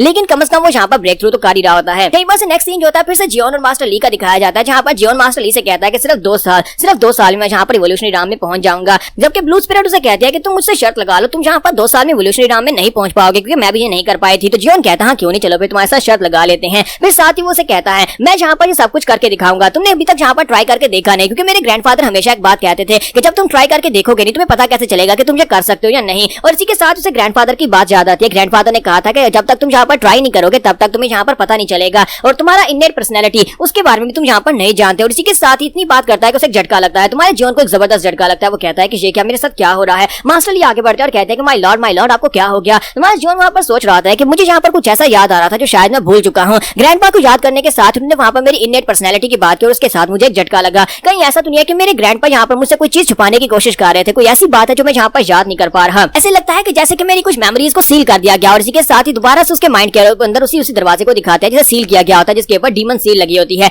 यानी कि इसकी बॉडी के अंदर कोई ना कोई ऐसी मेमोरीज है, कोई ऐसा सीक्रेट छुपा हुआ है जो कभी यहाँ पर बाहर निकलेगा तो सभी लोगों को काफी ज्यादा मजा आएगा। तो जियोन वहाँ पर सोच रहा था कि सब कुछ मेरे ग्रैंडफादर का किया धरा है, क्या ग्रैंडफादर ने मेरे माइंड के अंदर कोई सील लगाई है जिससे ताकि मैं कुछ मेमोरीज को याद ना कर सकूं। तो मास्टर लियो से कहता है कि माय लीज यानी माय लॉर्ड क्या आप ठीक हैं। तो वो कहता है कि हाँ मैं ठीक हूँ, मैंने बस यहाँ पर कुछ पास्ट की मेमोरीज को याद करने की कोशिश की। इसी के साथ ही उसे कहता है कि मैं यहाँ पर तुमसे कुछ सवाल पूछना चाहता हूँ। तो वो कहता है हाँ क्यों नहीं सर, प्लीज पूछिए आप क्या सवाल पूछना चाहते हैं। तुम्हारा जियोन उसे कहता है कि मुझे एक बंदे के बारे में जानना है, फैंटम स्वॉर्ड के बारे में बताओ, तुम फैंटम स्वॉर्ड के बारे में कितना जानते हो। हमारा जियोन वहाँ पर लड़कों की टांगे तोड़ना शुरू कर देता है और अपने ग्रुप से कहता है कि हमारे ग्रुप के अलावा जितने भी ग्रुप्स हैं, यानी जितने भी लड़के इस नेक्स्ट कंपटीशन में हिस्सा लेने वाले हैं, सभी की टांगे और बाजू तोड़ दो। तुम सभी के पास सिर्फ एक मिशन है। और इसी के साथ हमारा जियोन जो होता है पर्सनली वहाँ पर से बाहर निकलता है। वहाँ पर से बाहर जाने के बाद दूसरे रूम में चला जाता है। तो दूसरे रूम के अंदर दूसरे ग्रुप के लड़के जो होते हैं बड़े आराम से वहाँ पर लेटे होते हैं और सोच रहे होते हैं कि अब हम लोग यहाँ पर थर्ड ट्रायल को कैसे पार करेंगे। और इसी के साथ दरवाजे पे नॉक होती है। वो लोग कहते हैं कि अब यहाँ पर कौन आया। तुम्हारा जियोन अंदर आता है, दरवाजा बंद कर देता है। तो वो कहते हैं कि अब यहाँ पर तुम क्या करने के लिए आए हो, क्या तुम यहाँ पर हमें अपनी टीम में लेने लेने के लिए आए हो, लेकिन हम तुम्हारी टीम को ज्वाइन नहीं करेंगे। हम लोग पहले यहाँ पर तुम्हारी टीम के लोगों को बता चुके हैं कि हम लोग पहले से एक टीम के साथ जुड़ चुके हैं, इसलिए तुम्हारी टीम को ज्वाइन नहीं करने वाले, इसलिए यहाँ पर से चले जाओ।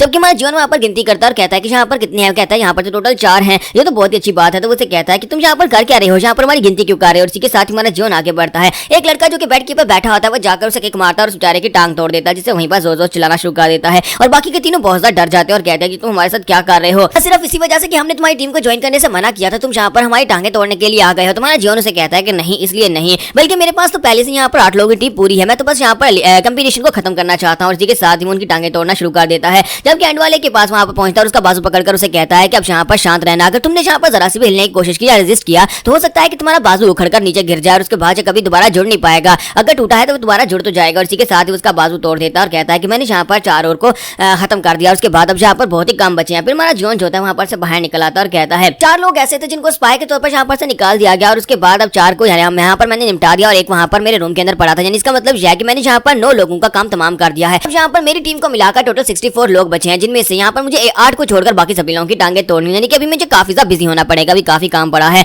तो मिस ब्लू स्पिरिट उसे कहती है कि तुम तो वाकई में बहुत ज्यादा बेवकूफ। और इसी के साथ ही वो वहाँ पर और ज्यादा लड़कों की टांगे तोड़ता जाता है कि करके सभी टांगे तोड़ रहा होता है। टीम पर से नेक्स्ट सीन में जूचान को दिखाता है कि जूचान अपने रूम के अंदर बैठा होता है और उसे दूसरे रूम के अंदर चिल्लाने की आवाज आ रही होती है। तो वो कहता है कि अचानक से मुझे ऐसी आवाजें क्यों आ रही है जैसे कि यहाँ पर कोई किसी को पीट रहा हो। फिर साथ उसके दरवाजे पर नॉक होती है तो वहाँ पर जैंग गैक आ जाता है। तो उसे कहता है कि तुम यहाँ पर क्या कर रहे हो। तो मुझे जैंग गैक उसे कहता है कि मैं यहाँ पर तुम्हें हेलो बोलने के लिए आया हूँ, क्या मैं तुम्हें याद हूँ। तो जूचान उसे कहता है कि हाँ मैं तुम्हें कैसे भूल सकता हूँ। साथ ही में जूचान बताता है कि कंपटीशन के दौरान इस लड़के ने एक बार उसकी जान बचाई थी, जब वहाँ पर एक बड़ा सा बेस उनके सामने आ गया था। उस वक्त इस लड़के ने सामने आकर उसकी जान बचाई थी कि यहाँ पर इस वक्त मेरे रूम में क्या करने के लिए आया होगा। तुम्हारा जीवन उसे कहता है कि तुम यहाँ पर क्या करने के लिए आया। तो वो कहता है कि एक छोटी सी प्रॉब्लम हो गई है। तो जूचान कहता है क्या प्रॉब्लम हो गई है। तो वो उसे कहता है कि मेरे टीम मेंबर्स में से कुछ टीम मेंबर्स जो हैं उनकी टांगे टूट गई हैं। मैं क्योंकि अपने रूम में नहीं था, बाकी के टीम मेंबर्स के साथ बाहर था, इसी वजह से हमारे कुछ टीम मेंबर्स को किसी ने आकर बुरी तरह से पीटा और उनकी टांगे तोड़ दी, जिसकी वजह से अब वो इस कंपटीशन में हिस्सा नहीं ले सकते। मुझे लगता है कोई तो है जो कि यहाँ पर कंपटीशन को एलिमिनेट करने की कोशिश कर रहा है। साथ ही वो कहता है कि जिन लोगों की टांगे टूटी हैं वो सभी लोग यहाँ पर उस लड़के के बारे में बात कर रहे हैं, वो जो तुम्हारे साथ यहाँ पर आया था, यानी कि वो तुम्हारा भाई है, मॉक फैमिली से है।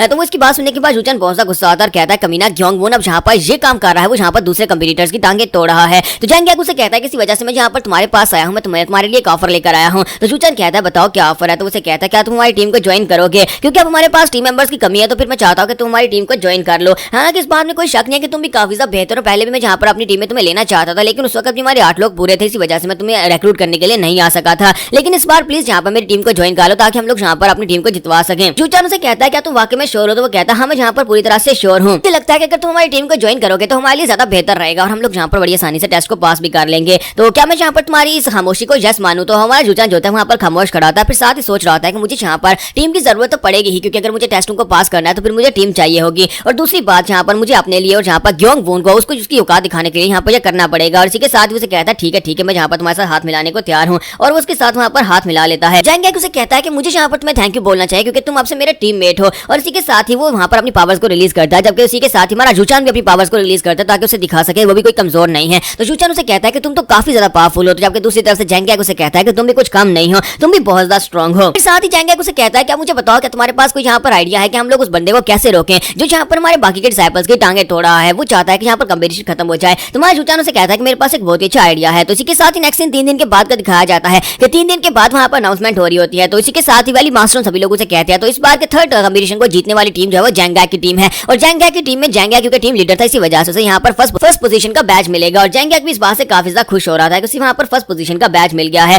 जबकि ब्लू स्पिरिट हमारे जॉन से कहते हैं कि लगता है कि तुम्हारे साथ यहाँ पर धोखा हुआ है, तुम्हें कैसा महसूस हो रहा है कि तुम्हें यहाँ पर ये टोकन मिलते मिलते रह गया, तुम फर्स्ट पोजीशन के ऊपर आने वाले थे। तुम्हारा जॉन कहता है कि मुझे यहाँ पर काफी ज्यादा मजा आ रहा है। साथ ही यहाँ पर फिर से मैं 3 दिन पहले का सीन दिखाया जाता है कि 3 दिन पहले हुआ क्या था। 3 दिन पहले होता है कि हमारा जॉन जब वहाँ पर बाकी के सभी लोगों की टांगे तोड़कर वापस अपने रूम में आता है तो वो कहता है काफी देर होगी, लेकिन मैंने यहाँ पर कम से कम अपने मिशन को पूरा कर दिया। और अपने रूम में आने के बाद कहता है कि अब यहाँ पर सिर्फ 8 ही बचते हैं। और इसी के साथ ही अपने रूम में आता है तो आने के बाद उसके साथ ही भागते वहाँ पर आते हैं और उसे कहते हैं यंग मास्टर प्लीज जल्दी से हमारे साथ आओ, एक बहुत ही अर्जेंट सिचुएशन है। तुम्हारा जॉन कहता है कि अब क्या बात हो गई। तो वो कहते हैं कि हमारे साथ रूम में आओ। हमारा जॉन उनकी बात सुनने के बाद उनके साथ चल पड़ता है। तो जैसे ही अपने रूम में वापस आता है तो उसके ग्रुप के जो डिसाइपल्स होते हैं यानी उसके जो टीममेट्स होते हैं उन सभी को वहाँ पर बंदी बना लिया गया होता है, उन सभी को बंदी बनाकर रखा होता है। वहाँ पर जैंग गैक और उसकी टीम के लोग खड़े होते हैं। तुम्हारा जॉन कहता है कि ये क्या, ये तो हमारे टीममेट्स हैं। फिर साथ ही वो सोच रहा होता है कि मैंने यहाँ पर इन सभी लोगों से कहा था कि सभी लोग यहाँ पर इन सभी लोगों को एक साथ रहने का कहा था ताकि दूसरे टीममेट्स यहाँ पर आकर इनसे बदला ना ले पाए। लेकिन मुझे लगता है कि ये बंदा जो सामने खड़ा है अल्टीमेट पीकराम का एक मास्टर है। हमारा जॉन उन लोगों से कहता है कि तो क्या तुम लोग यहाँ पर मुझे इस बात को एक्सप्लेन करोगे कि इस बात का क्या मतलब है कि तुमने यहाँ पर मेरे टीममेट्स को बंदी बनाकर रखा हुआ है। और इसी के साथ ही वो कहते हैं कि हाँ क्यों नहीं, हम यहाँ पर तुम्हें इस बात को एक्सप्लेन करेंगे। जियोन के साथ ही उसे कहता है कि मुझे लगता है कि इन लोगों को पता चल गया है कि हम लोग बाकी ग्रुप्स में जाकर बाकी के सभी लड़कों की टांगे तोड़ रहे हैं, जिसकी वजह से कंपटीशन खत्म हो जाएगा। इसी वजह से इन लोगों ने हमारे पर अटैक किया। तुम्हारा जियोन उनकी बात सुनने के बाद सोच रहा था कि वैसे इम्पॉसिबल तो नहीं है कि किसी को यहाँ पर इस बारे पता ना चले कि ये काम हम कर रहे हैं, लेकिन फिर भी यहाँ पर इन लोगों की हिम्मत तो देखो, इन्हें यहाँ पर मेरे साथियों को मारपीट कर हॉस्टेज बनाकर रखा हुआ है, लेकिन इन्हें चाहिए क्या क्या, ये निगोशिएट करना चाहते हैं। तो शूचान उसे कहता है कि मॉक ग्योंगवून, हम लोग यहाँ पर स्पेशली तुम्हारे पास हैं ताकि तुमसे बात कर सकें। तुम्हें पता है कि इस बार का जो थर्ड ट्रायल है वो बाकी के ट्रायल से बहुत ज्यादा अलग होने वाला है, यानी कि इस बार हमें यहाँ पर 8 लोगों की जरूरत पड़ेगी एक फॉर्मेशन को परफॉर्म करने के लिए। और अगर हम लोग यहाँ पर 8 लोग इकट्ठे कर भी लेते हैं तब भी यहाँ पर स्वर्ड फॉर्मेशन बनाना कोई आम सी बात तो नहीं है, यानी कि हमारे पास नॉलेज होनी चाहिए ताकि हम लोग स्वर्ड फॉर्मेशन बना पाए। तो फिर तुम्हें यहाँ पर इन सभी के साथ ये सब कुछ करने की जरूरत ही नहीं थी, वो सभी लोग खुद ही यहाँ पर इस टेस्ट में से एलिमिनेट हो जाते हैं। और वहाँ पर से कोई भी कितना खास नहीं है कि वो सभी लोग टेस्ट को पास कर पाए, सिर्फ और सिर्फ एक दो टीम ही वहाँ पर पास हो पाती। जियोन उसे कहता है कि इसमें मसला ही क्या है, मैं तो बस यहाँ पर कंपटीशन को खत्म करने की कोशिश कर रहा हूँ, जिस तरह से तुम लोग यहाँ पर कंपटीशन को खत्म करने की कोशिश कर रहे हो। तो शूचान उसे कहता है कि नहीं, यहाँ पर हर कोई तुम्हारी तरह बिल्कुल भी नहीं है, हमने इन लोगों को यहाँ पर हॉस्टेज बनाया है, लेकिन हमने यहाँ पर इन सभी लोगों को डिस्क्वालीफाई करने के लिए ना तो इनकी टांगे तोड़ी है ना इनके बाजू तोड़े हैं। हमारा जियोन उसे कहता है कि लेकिन मेरा काम भी तो यहाँ पर बिल्कुल परफेक्ट है, मैंने यहाँ पर बाकी सभी लोगों की टांगे तोड़ दी, सिर्फ और सिर्फ 16 डिसाइपल यहाँ पर बचे हैं जिनकी टांगे सही सलामत हैं। अगर मैं यहाँ पर बाकी के 8 की भी टांगे तोड़ देता हूँ तो उसके बाद हमारा कंपटीशन खत्म हो जाएगा और हम 8 को यहाँ पर टेस्ट भी नहीं देना पड़ेगा और हम लोग यहाँ पर डायरेक्टली पास हो जाएंगे। तो शूचान उसे कहता है कि अपनी बकवास बंद करो, हम यहाँ पर तुम्हें एक ऑप्शन देने वाले हैं, अगर तुमने यहाँ पर हमारी बात मानी तभी तुम इस कंपटीशन में हिस्सा ले पाओगे, वरना नहीं। हमारा शूचान जो है वहाँ पर हमारे जियोन से कहता है कि हम लोग यहाँ पर तुम्हें एक ऑप्शन देंगे, अगर तुम अपने टीममेट्स को यहाँ पर बचाना चाहते हो। और इसी के साथ ही अपने कपड़े उतारता है और उन सभी के सामने वहाँ पर जैंगैक अपने पास एक नीडल निकालता और कहता है कि तुम यहाँ लोग यहाँ पर मेरे हाथ में इस नीडल को देख रहे होगे, ये स्कारलेट है, ये एक सीक्रेट टेक्निक है मेरे हाउस होल्ड की, ये एक बहुत ही स्पेशल टेक्निक है जिसकी मदद से हम लोग यहाँ पर दूसरों की कल्टीवेशन को सील कर सकते हैं। इस नीडल को मैं यहाँ पर इन सभी की बॉडी के अंदर डाल चुका हूँ, अगर यहाँ पर आधे दिन के अंदर अंदर इसे सही टेक्निक की मदद से नहीं निकाला गया तो इसका मतलब यह है कि ये सभी लोग अगले 10 दिन तक यहाँ पर इसी तरह पागलू की तरह ग्राउंड के पर पड़े रहेंगे और किसी काम नहीं आ पाएंगे। तो यहाँ पर ये वाली नीडल्स जो है यहाँ पर सभी की बॉडी के अंदर डाली हुई है, हमारे टीममेट्स की और मेरे टीममेट्स की, यानी कि दोनों टीममेट्स की बॉडी के अंदर मैंने डाल दी हुई है, यानी कि तुम यहाँ पर अपने टीममेट्स को भी नहीं यूज कर पाओगे और मेरे टीममेट्स को भी यहाँ पर अपनी साइड के ऊपर नहीं ले पाओगे। इसका मतलब यह है कि तुम यहाँ पर 8 टीममेट्स को पूरा नहीं कर पाओगे अगर तुम्हें यहाँ पर मैं नहीं मिलूंगा, इसलिए तुम्हें यहाँ पर हमारी कोऑपरेशन की जरूरत है। अगर यहाँ पर मैं तुम्हारे साथ कोऑपरेट नहीं करता तो फिर दोनों के ग्रुप यहाँ पर फेल हो जाएंगे। तो हम लोग यहाँ पर रिस्क लेने को तैयार है, तो क्या तुम यहाँ पर रिस्क लेने को तैयार हो? तो ये बात सुनने के बाद सभी लोग वहाँ पर खामोश होते हैं, स्पेशली हमारा जियोन वहाँ पर खामोश होता है और उसे कहता है, शूचान उसे कहता है तो क्या तुम यहाँ पर हमारे साथ डील करने को तैयार हो? इसी के साथ ही हमारा जियोन वहाँ पर जोर जोर से हंसना शुरू कर देता है,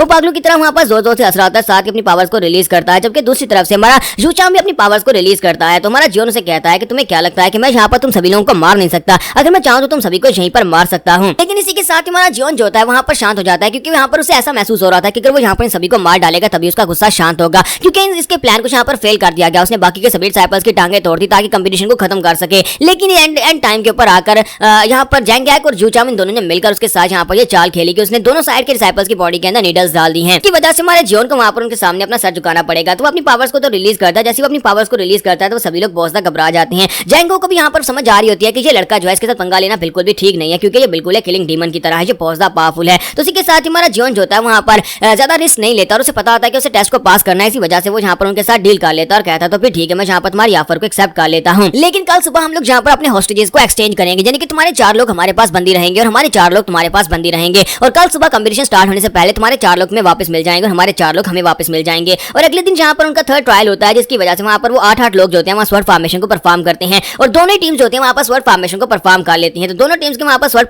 फॉर्मेशन को परफॉर्म कर लेने के बावजूद जैंगजुक जो होता है उसकी जो फॉर्मेशन को समझने की एबिलिटी होती है वो ज्यादा बेहतर होती है और उसकी टीम ज्यादा बेहतर परफॉर्म करती है, जिसकी वजह से जैंगजुक टीम लीडर होने की वजह से उसे यहाँ पर फर्स्ट पोजीशन का बैच मिल जाता है। इस तरह यहाँ पर टोटल 16 लोग जो होते हैं वो इस टेस्ट को पास कर जाते हैं। यहीं पर से मास्टर ली जो होते हैं एक पास का सीन दिखाते हैं, जहाँ पर हमारा जियोन उससे पूछ रहा था कि अगर मैं यहाँ पर कंपटीटर्स के नंबर को थोड़ा कम कर देता हूँ तो इससे कोई फर्क तो नहीं पड़ेगा? तो वो कहता है हाँ क्यों नहीं, अगर तुम यहाँ पर किसी रूल को नहीं तोड़ते और कंपटीटर्स के नंबर को कम कर देते तो कोई फर्क नहीं पड़ेगा। लेकिन वो इसने ये नहीं सोचा था कि वो यहाँ पर सिर्फ और सिर्फ 16 को छोड़कर बाकी के सभी को डिस्क्वालीफाई करवा देगा। लेकिन मास्टर ली भी इस बात से ज्यादा गुस्सा नहीं होता, क्योंकि उन्हें पता होता है कि यही 16 जो थे वो टेस्ट को पास कर पाएंगे। और इसी के साथ उनका अगला ट्रायल स्टार्ट होता है जो कि 4th ट्रायल होता है। तो इसी के साथ ही 4th ट्रायल जो होता है वो एक केव के अंदर से गुजरने का होता है, जहाँ पर अंदर बहुत सारे वेपन्स लगे होते हैं, बहुत सारे सीक्रेट वेपन्स और सीक्रेट पैसेजेस होते हैं। तो वहां पर उस पूरी केव के अंदर से पास करके दूसरी तरफ निकलना होता है, सिर्फ और सिर्फ यही उनका ट्रायल होता है। और इस ट्रायल को पास करने वाले सिर्फ 6 ही लोग होते हैं। सबसे पहला जो होता है वो योंग मू योंग होता है, दूसरा मॉक जूचान होता है, फिर मो हारेंग होती है, जैंग जैक होता है, उसके पास योमगा होता है और एंड के ऊपर हमारा जियोन निकल कर आता है। तुम्हारा जियोंग जो होता है वो सबसे एंड के ऊपर निकल कर आता है, लेकिन हमारा जियोन जो होता है वो यहाँ पर फर्स्ट पोजीशन हासिल करता है, क्योंकि उस केव के अंदर से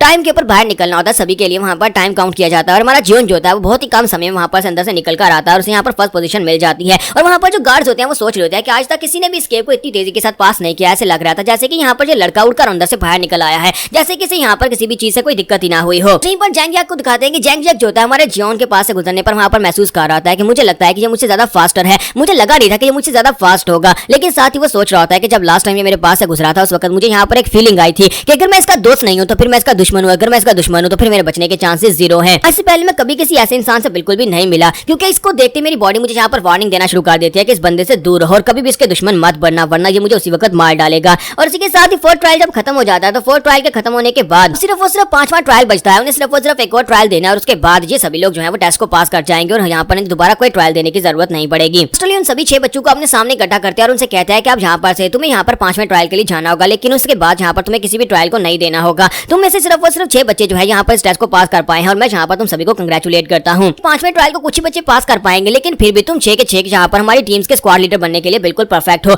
हाँ, अगर तुम लोग यहाँ पर 5वें टेस्ट को पास नहीं भी कर पाते तब भी तुम्हें यहाँ पर किसी न किसी स्क्वाड का लीडर बना दिया जाएगा। फिर साथ ही उनसे कहता है कि अब मैं यहाँ पर तुम्हें रिवार्ड्स के बारे में बताने वाला हूँ, क्योंकि जिन लोगों ने यहाँ पर फर्स्ट प्लेस का टोकन हासिल किया उन्हें यहाँ पर रिवार्ड्स मिलने वाले हैं। तुम्हारा जियोन वहाँ पर कहता है क्या इसके ऊपर रिवार्ड्स भी मिलने वाले हैं? मुझे तो लगा था कि फर्स्ट पोजीशन का टोकन सिर्फ वैसे ही दिया जा रहा है। और इसी के साथ ही मास्टर जो होते हैं वो अपने पास से एक छोटी सी डिब्बिया निकालते हैं और उसे कहते हैं कि इसके अंदर एक पिल है, ये उसे मिलेगी जिसके पास सिर्फ और सिर्फ एक टोकन है। एक बहुत ही पावरफुल पिल है जिसकी मदद से यहाँ पर तुम्हें कम से कम 10 से 15 साल की एनर्जी मिलने वाली है। 10 से 15 साल बैठ कर कल्टीवेट करो तब तुम्हें इतनी एनर्जी मिलती है जो तुम्हें इस एक पिल से मिलने वाली है। और ये वाली पिल जो है ये ग्योंगमून और स्मोक जैंगू दोनों को मिलने वाली है, क्योंकि दोनों के पास यहाँ पर एक एक टोकन है फर्स्ट पोजीशन का। और इसी के साथ उसे वहाँ पर वो मिल जाती है। फिर साथ ही उनसे कहते हैं कि अब यहाँ पर बारी है जिसके पास 2 टोकन है, यानी कि जिसने यहाँ पर 2 बार फर्स्ट पोजीशन को हासिल किया उसे यहाँ पर क्या मिलने वाला है? उसे यहाँ पर हमारी ट्रेजरी के अंदर जाने का मौका मिलेगा, जहाँ पर वो अपने लिए बुक्स को चूज कर सकता है, जहाँ पर बेशुमार बुक्स पड़ी हुई है। उन टेक्निक्स में से किसी भी बुक को वो चूज कर सकता है। उसे वहाँ पर पूरे 2 घंटे रहने का मौका मिलेगा, जहाँ पर से वो अपने लिए एक बुक को चूज कर पाएगा। तो जैंग जो कहता है कि मैंने यहाँ पर एक बहुत ही बड़ा मौका खो दिया। पिल अच्छी है, लेकिन यहाँ पर अगर मैं ट्रेजरी के अंदर जा पाता तो एक बहुत ही खास टेक्निक लेकर आ सकता था। जियोन जो था उन सभी के चेहरे देख रहा था और कहता है कि इन सभी को देखकर तो ऐसे लगता है जैसे ये सभी लोग इस बात से जल रहे होंगे उस बुक की लाइब्रेरी के अंदर बहुत कुछ खास पड़ा हुआ है। लगता है कि वहाँ पर जाकर मुझे भी कुछ खास मिल सकता है। इसके साथ ही मास्टर लोगों से कहता है कि पूरे 8 साल गुजर चुके हैं और 8 साल के बाद फाइनली यहाँ पर हमारे पास दोबारा एक ऐसा ट्रेनी है जिसके पास 3 बार यहाँ पर फर्स्ट पोजीशन को हासिल करने वाला बैच है। तो इसी वजह से अब यहाँ पर 3 बार जिसके पास ये बैच आया है उसको यहाँ पर रिवार्ड देने की बात की जाएगी। तो इसी के साथ ही वो कहते हैं कि अब जिसके पास यहाँ पर 3 बैचेस हैं उसे यहाँ पर ये हक है कि वो 5 किंग्स के पास है, किसी के पास भी यहाँ पर अपने आप को कह सके कि उनके रिक्वेस्ट कर सके कि वो उसे अपना डिसाइपल बना ले। जियोन उनकी बात सुनने के बाद कहता है कि ये कोई अच्छी बात है? तो हारेंग उसे कहते हैं कहीं तुम्हारा दिमाग तो नहीं खराब हो गया? ये अच्छी बात कैसे नहीं हो सकती? तुमने यहाँ पर 3 ट्रायल को पास किया और तुम्हारे पास यहाँ पर तीनों के 3 टोकन है फर्स्ट पोजीशन के। इसका मतलब ये है यहाँ पर 6 7 और 8 स्टार्स में से 3 मास्टर ऐसे हैं जो कि इस वक्त हमारी ह्यूमन अर्थ एसोसिएशन के अंदर है। तुम उन तीनों में से किसी एक को भी अपना मास्टर चूज कर सकते हो और वो यहाँ पर तुम्हें सिखाएंगे। क्या तुम्हें नहीं लगता कि ये बहुत ही बड़ी अपॉर्चुनिटी है? क्योंकि वो तीनों ही जो है वो इवोल्यूशनरी राम में है। हमारा जियोन उनकी बात सुनने के बाद वहाँ पर सोच रहा था कि ये वाकई में एक बहुत ही बड़ी अपॉर्चुनिटी है। फिर साथ ही वो अपना हाथ उठाकर मास्टर ली से कहता है कि मुझे एक सवाल पूछना है। तो मास्टर ली उसे कहता है कि हाँ बताओ कि तुम्हें क्या सवाल पूछना है। तुम्हारा जियोन कहता है कि अगर यहाँ पर किसी के पास 4 पैलक आ जाते हैं, यानी कि वो 5वें ट्रायल को भी पास कर लूंगा, अगर मैं 5वें ट्रायल को पास करता हूँ तो मेरे पास यहाँ पर 4 फर्स्ट पोजीशंस आ जाएंगी, तो फिर मुझे यहाँ पर क्या रिवार्ड मिलेगा? हमारा जियोन मास्टर ली से पूछता है कि अगर मेरे पास यहाँ पर 4 फर्स्ट पोजीशंस आ जाती हैं तो फिर मुझे क्या इनाम मिलेगा? तो वहाँ बाकी के सभी लोग यहाँ पर उसकी बात सुनकर हैरान होते हैं। वो सोच रहे होते हैं कि अब यहाँ पर कौन से इनाम की बात की जाएगी। तो मास्टर ली इसी के साथ उनसे कहता है कि अगर यहाँ पर तुम्हें किसी तरह से 4 पोजीशंस मिल जाती हैं तो फिर तुम्हें यहाँ पर 6 ह्यूमंस में से सबसे बेस्ट यानी कि हमारी ह्यूमन एंड अर्थ एसोसिएशन का जो मास्टर है, यानी ह्यूमन अर्थ एसोसिएशन के पवेलियन मास्टर से सीखने का मौका मिलेगा। वो तुम्हें यहाँ पर पर्सनली अपना डिसाइपल बना लेंगे। जबकि ब्लू स्पिरिट को उसकी बात सुनने के बाद बिल्कुल भी खुशी नहीं होती। ब्लू स्पिरिट कहती है कि ऐसा कैसे हो सकता है कि 6 ह्यूमंस जो है वो तो बहुत इंफीरियर लेवल के मास्टर्स थे और 6 ह्यूमंस में से किसी एक को यहाँ पर एसोसिएशन का मास्टर बना दिया गया। क्या हमारी ह्यूमन एंड अर्थ एसोसिएशन इतनी ज्यादा लो क्लास की हो गई है कि यहाँ पर किसी लो लेवल के बंदे को मास्टर बना दिया गया है? तुम्हारा जीवन उसे कहता है कि ब्लू स्पिरिट मुझे लगता है कि यहाँ पर तुम्हारा बदला लेना जो है वो काफी ज्यादा मुश्किल होता जा रहा है। तो इसी के साथ ही नेक्स्ट सीन में हमारे जीवन को उसके रिवार्ड देने के लिए लाइब्रेरी में भेजा जाता है, जहाँ पर गार्ड उसे अपने साथ लेकर लाइब्रेरी के अंदर आता है, जहाँ पर पहले से उस लाइब्रेरी का जो गार्डियन होता है वो खड़ा होता है। वो उसे ग्रीट करता है, साथ ही उसे बताता है कि इस लड़के ने यहाँ पर इस बार 3 पोजीशंस हासिल की हैं, जिसकी वजह से सेकंड इनाम इसका यह है कि इसे लाइब्रेरी के अंदर भेजा गया है और यहाँ पर पूरे 2 घंटे के लिए यहाँ पर रह सकता है। तो वो गार्ड जो होता है, गार्डियन जो होता है, वो उसे कहता है कि मेरा नाम जैंग मू वैन है और मैं यहाँ पर इस जगह का गार्डियन हूँ और तुम यहाँ पर पूरे 2 घंटे के लिए रहने वाले हो। और इसी के साथ ही वो जॉन से कहता है कि मेरे साथ आ जाओ।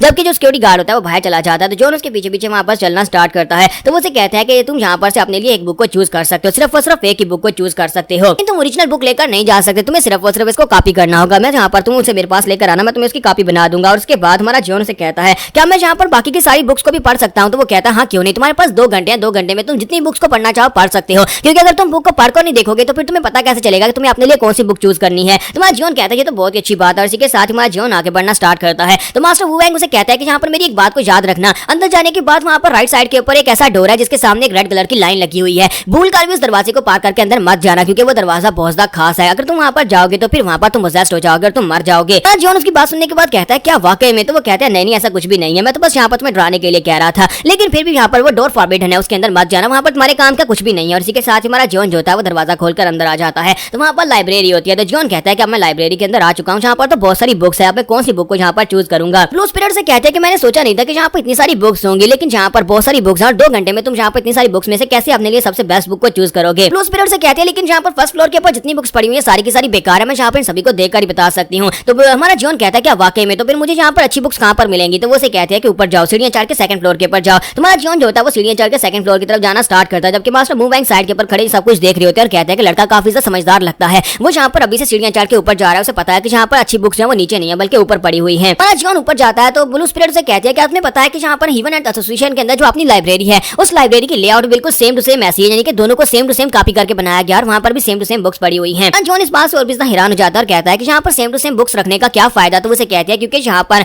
इन लोगों को डर होगा कि अगर उस जगह के ऊपर अटैक होता है, लाइब्रेरी तबाह हो जाती है, तो कम से कम इन लोगों के पास यहाँ पर बैकअप तो होना चाहिए। जॉन कहता है कि ये आइडिया काफी ज्यादा अच्छा है और इसी के साथ ही आगे बढ़ना स्टार्ट करता है और कहता है क्या बताओ कि मैं कौन सी बुक चूज करूँ। तो उसे कहती है वहाँ पर सामने देखो वो बुक उठा लो, और इसी के साथ ही हमारा जॉन एक बुक को उठाता है, वहाँ पर उसके पेजेस को पलटना शुरू कर देता है, बड़ी तेजी के साथ उसके पेजेस को पलट रहा होता है। ब्लू स्पिरिट इस बात से बहुत ज्यादा हैरान हो जाती है और उसके बाद उसे कहती है कि तुम यहाँ पर कर क्या रहे हो? तुम यहाँ पर इस बुक को पढ़ने वाले हो, तुम्हें तो इस बुक को पढ़ना चाहिए और तुम यहाँ पर सिर्फ इसके पेजेस को स्किप कर रहे हो। तुम्हारा जॉन कहता है कि मैंने इसको पढ़ लिया, अब जल्दी से बताओ कि दूसरी बुक कौन सी है। तो वो उसे बताती है कि यहाँ पर नीचे पड़ी हुई बुक को उठा लो, और इसके साथ ही हमारा जॉन अगली बुक को उठाता है, वहाँ पर उसको भी पेजेस को पलटना शुरू कर देता है। वो बड़ी तेजी के साथ उसके पेजेस को स्किप कर रहा होता है। तो उसे कहता है कि तुम कर क्या रहे हो? तुम सिर्फ और सिर्फ पेजेस को पलट रहे हो, तुम यहाँ पर इन बुक्स को पढ़ने के लिए आए थे। तुम्हारा जॉन कहता है कि मैं बस यहाँ पर इनके पेजेस को पलटकर बस इनको याद कर रहा हूँ, क्योंकि मैं इनको यहाँ पर परफॉर्म करने की कोशिश नहीं कर रहा, यहाँ पर अंडरस्टैंड करने की कोशिश नहीं कर रहा, लेकिन मैं सिर्फ और सिर्फ इनको याद रखने की कोशिश कर रहा हूँ। यहाँ पर जितने भी वर्ड्स लिखे हुए हैं मैं जैसे जैसे बुक के पन्नों को वहाँ पर घुमा रहा हूँ, मुझे ये सारा कुछ याद रहेगा। इस बात से ब्लू स्पिरिट और भी हैरान हो जाती है और कहती है कि ऐसा कैसे पॉसिबल है? कोई कितना भी स्मार्ट क्यों ना हो, वो सिर्फ और सिर्फ यहाँ पर पेजेस को घुमाकर बुक को इतनी तेजी के साथ कैसे पढ़ सकता है? अगर यहाँ पर इसकी इस एबिलिटी को देखा जाए तो उसके पास 2 घंटे 2 घंटे तो इसके लिए बहुत ज्यादा है। 2 घंटे में ये कितनी सारी बुक्स को यहाँ पर रीड कर सकता है, यानी कि सभी को यहाँ पर याद कर सकता है। मुझे लगता है कि यहाँ पर इसके कोई लिमिट नहीं है, ये तो एक मॉन्स्टर है। तुम्हारा जॉन वहाँ पर बुक्स के पन्नों को पलटता जाता है और साथ ही से कहता है कि अगली बताओ, अगली बताओ। इसी के साथ ही बाहर का सीन दिखाते हैं। जब बाहर का सीन दिखाता है, गार्ड बाहर खड़ा होता है, इसी के साथ ही 2 लोग वहाँ पर उसकी तरफ चलते हुए आ रहे होते हैं। तो वो कहता है कि ये क्या, एक यंग मैन और एक यंग लेडी, ये दोनों यहाँ पर क्या करने के लिए आए होंगे? वो अपनी तलवार निकालता और कहता है कि तुम लोग यहाँ पर क्या करने के लिए आए हो?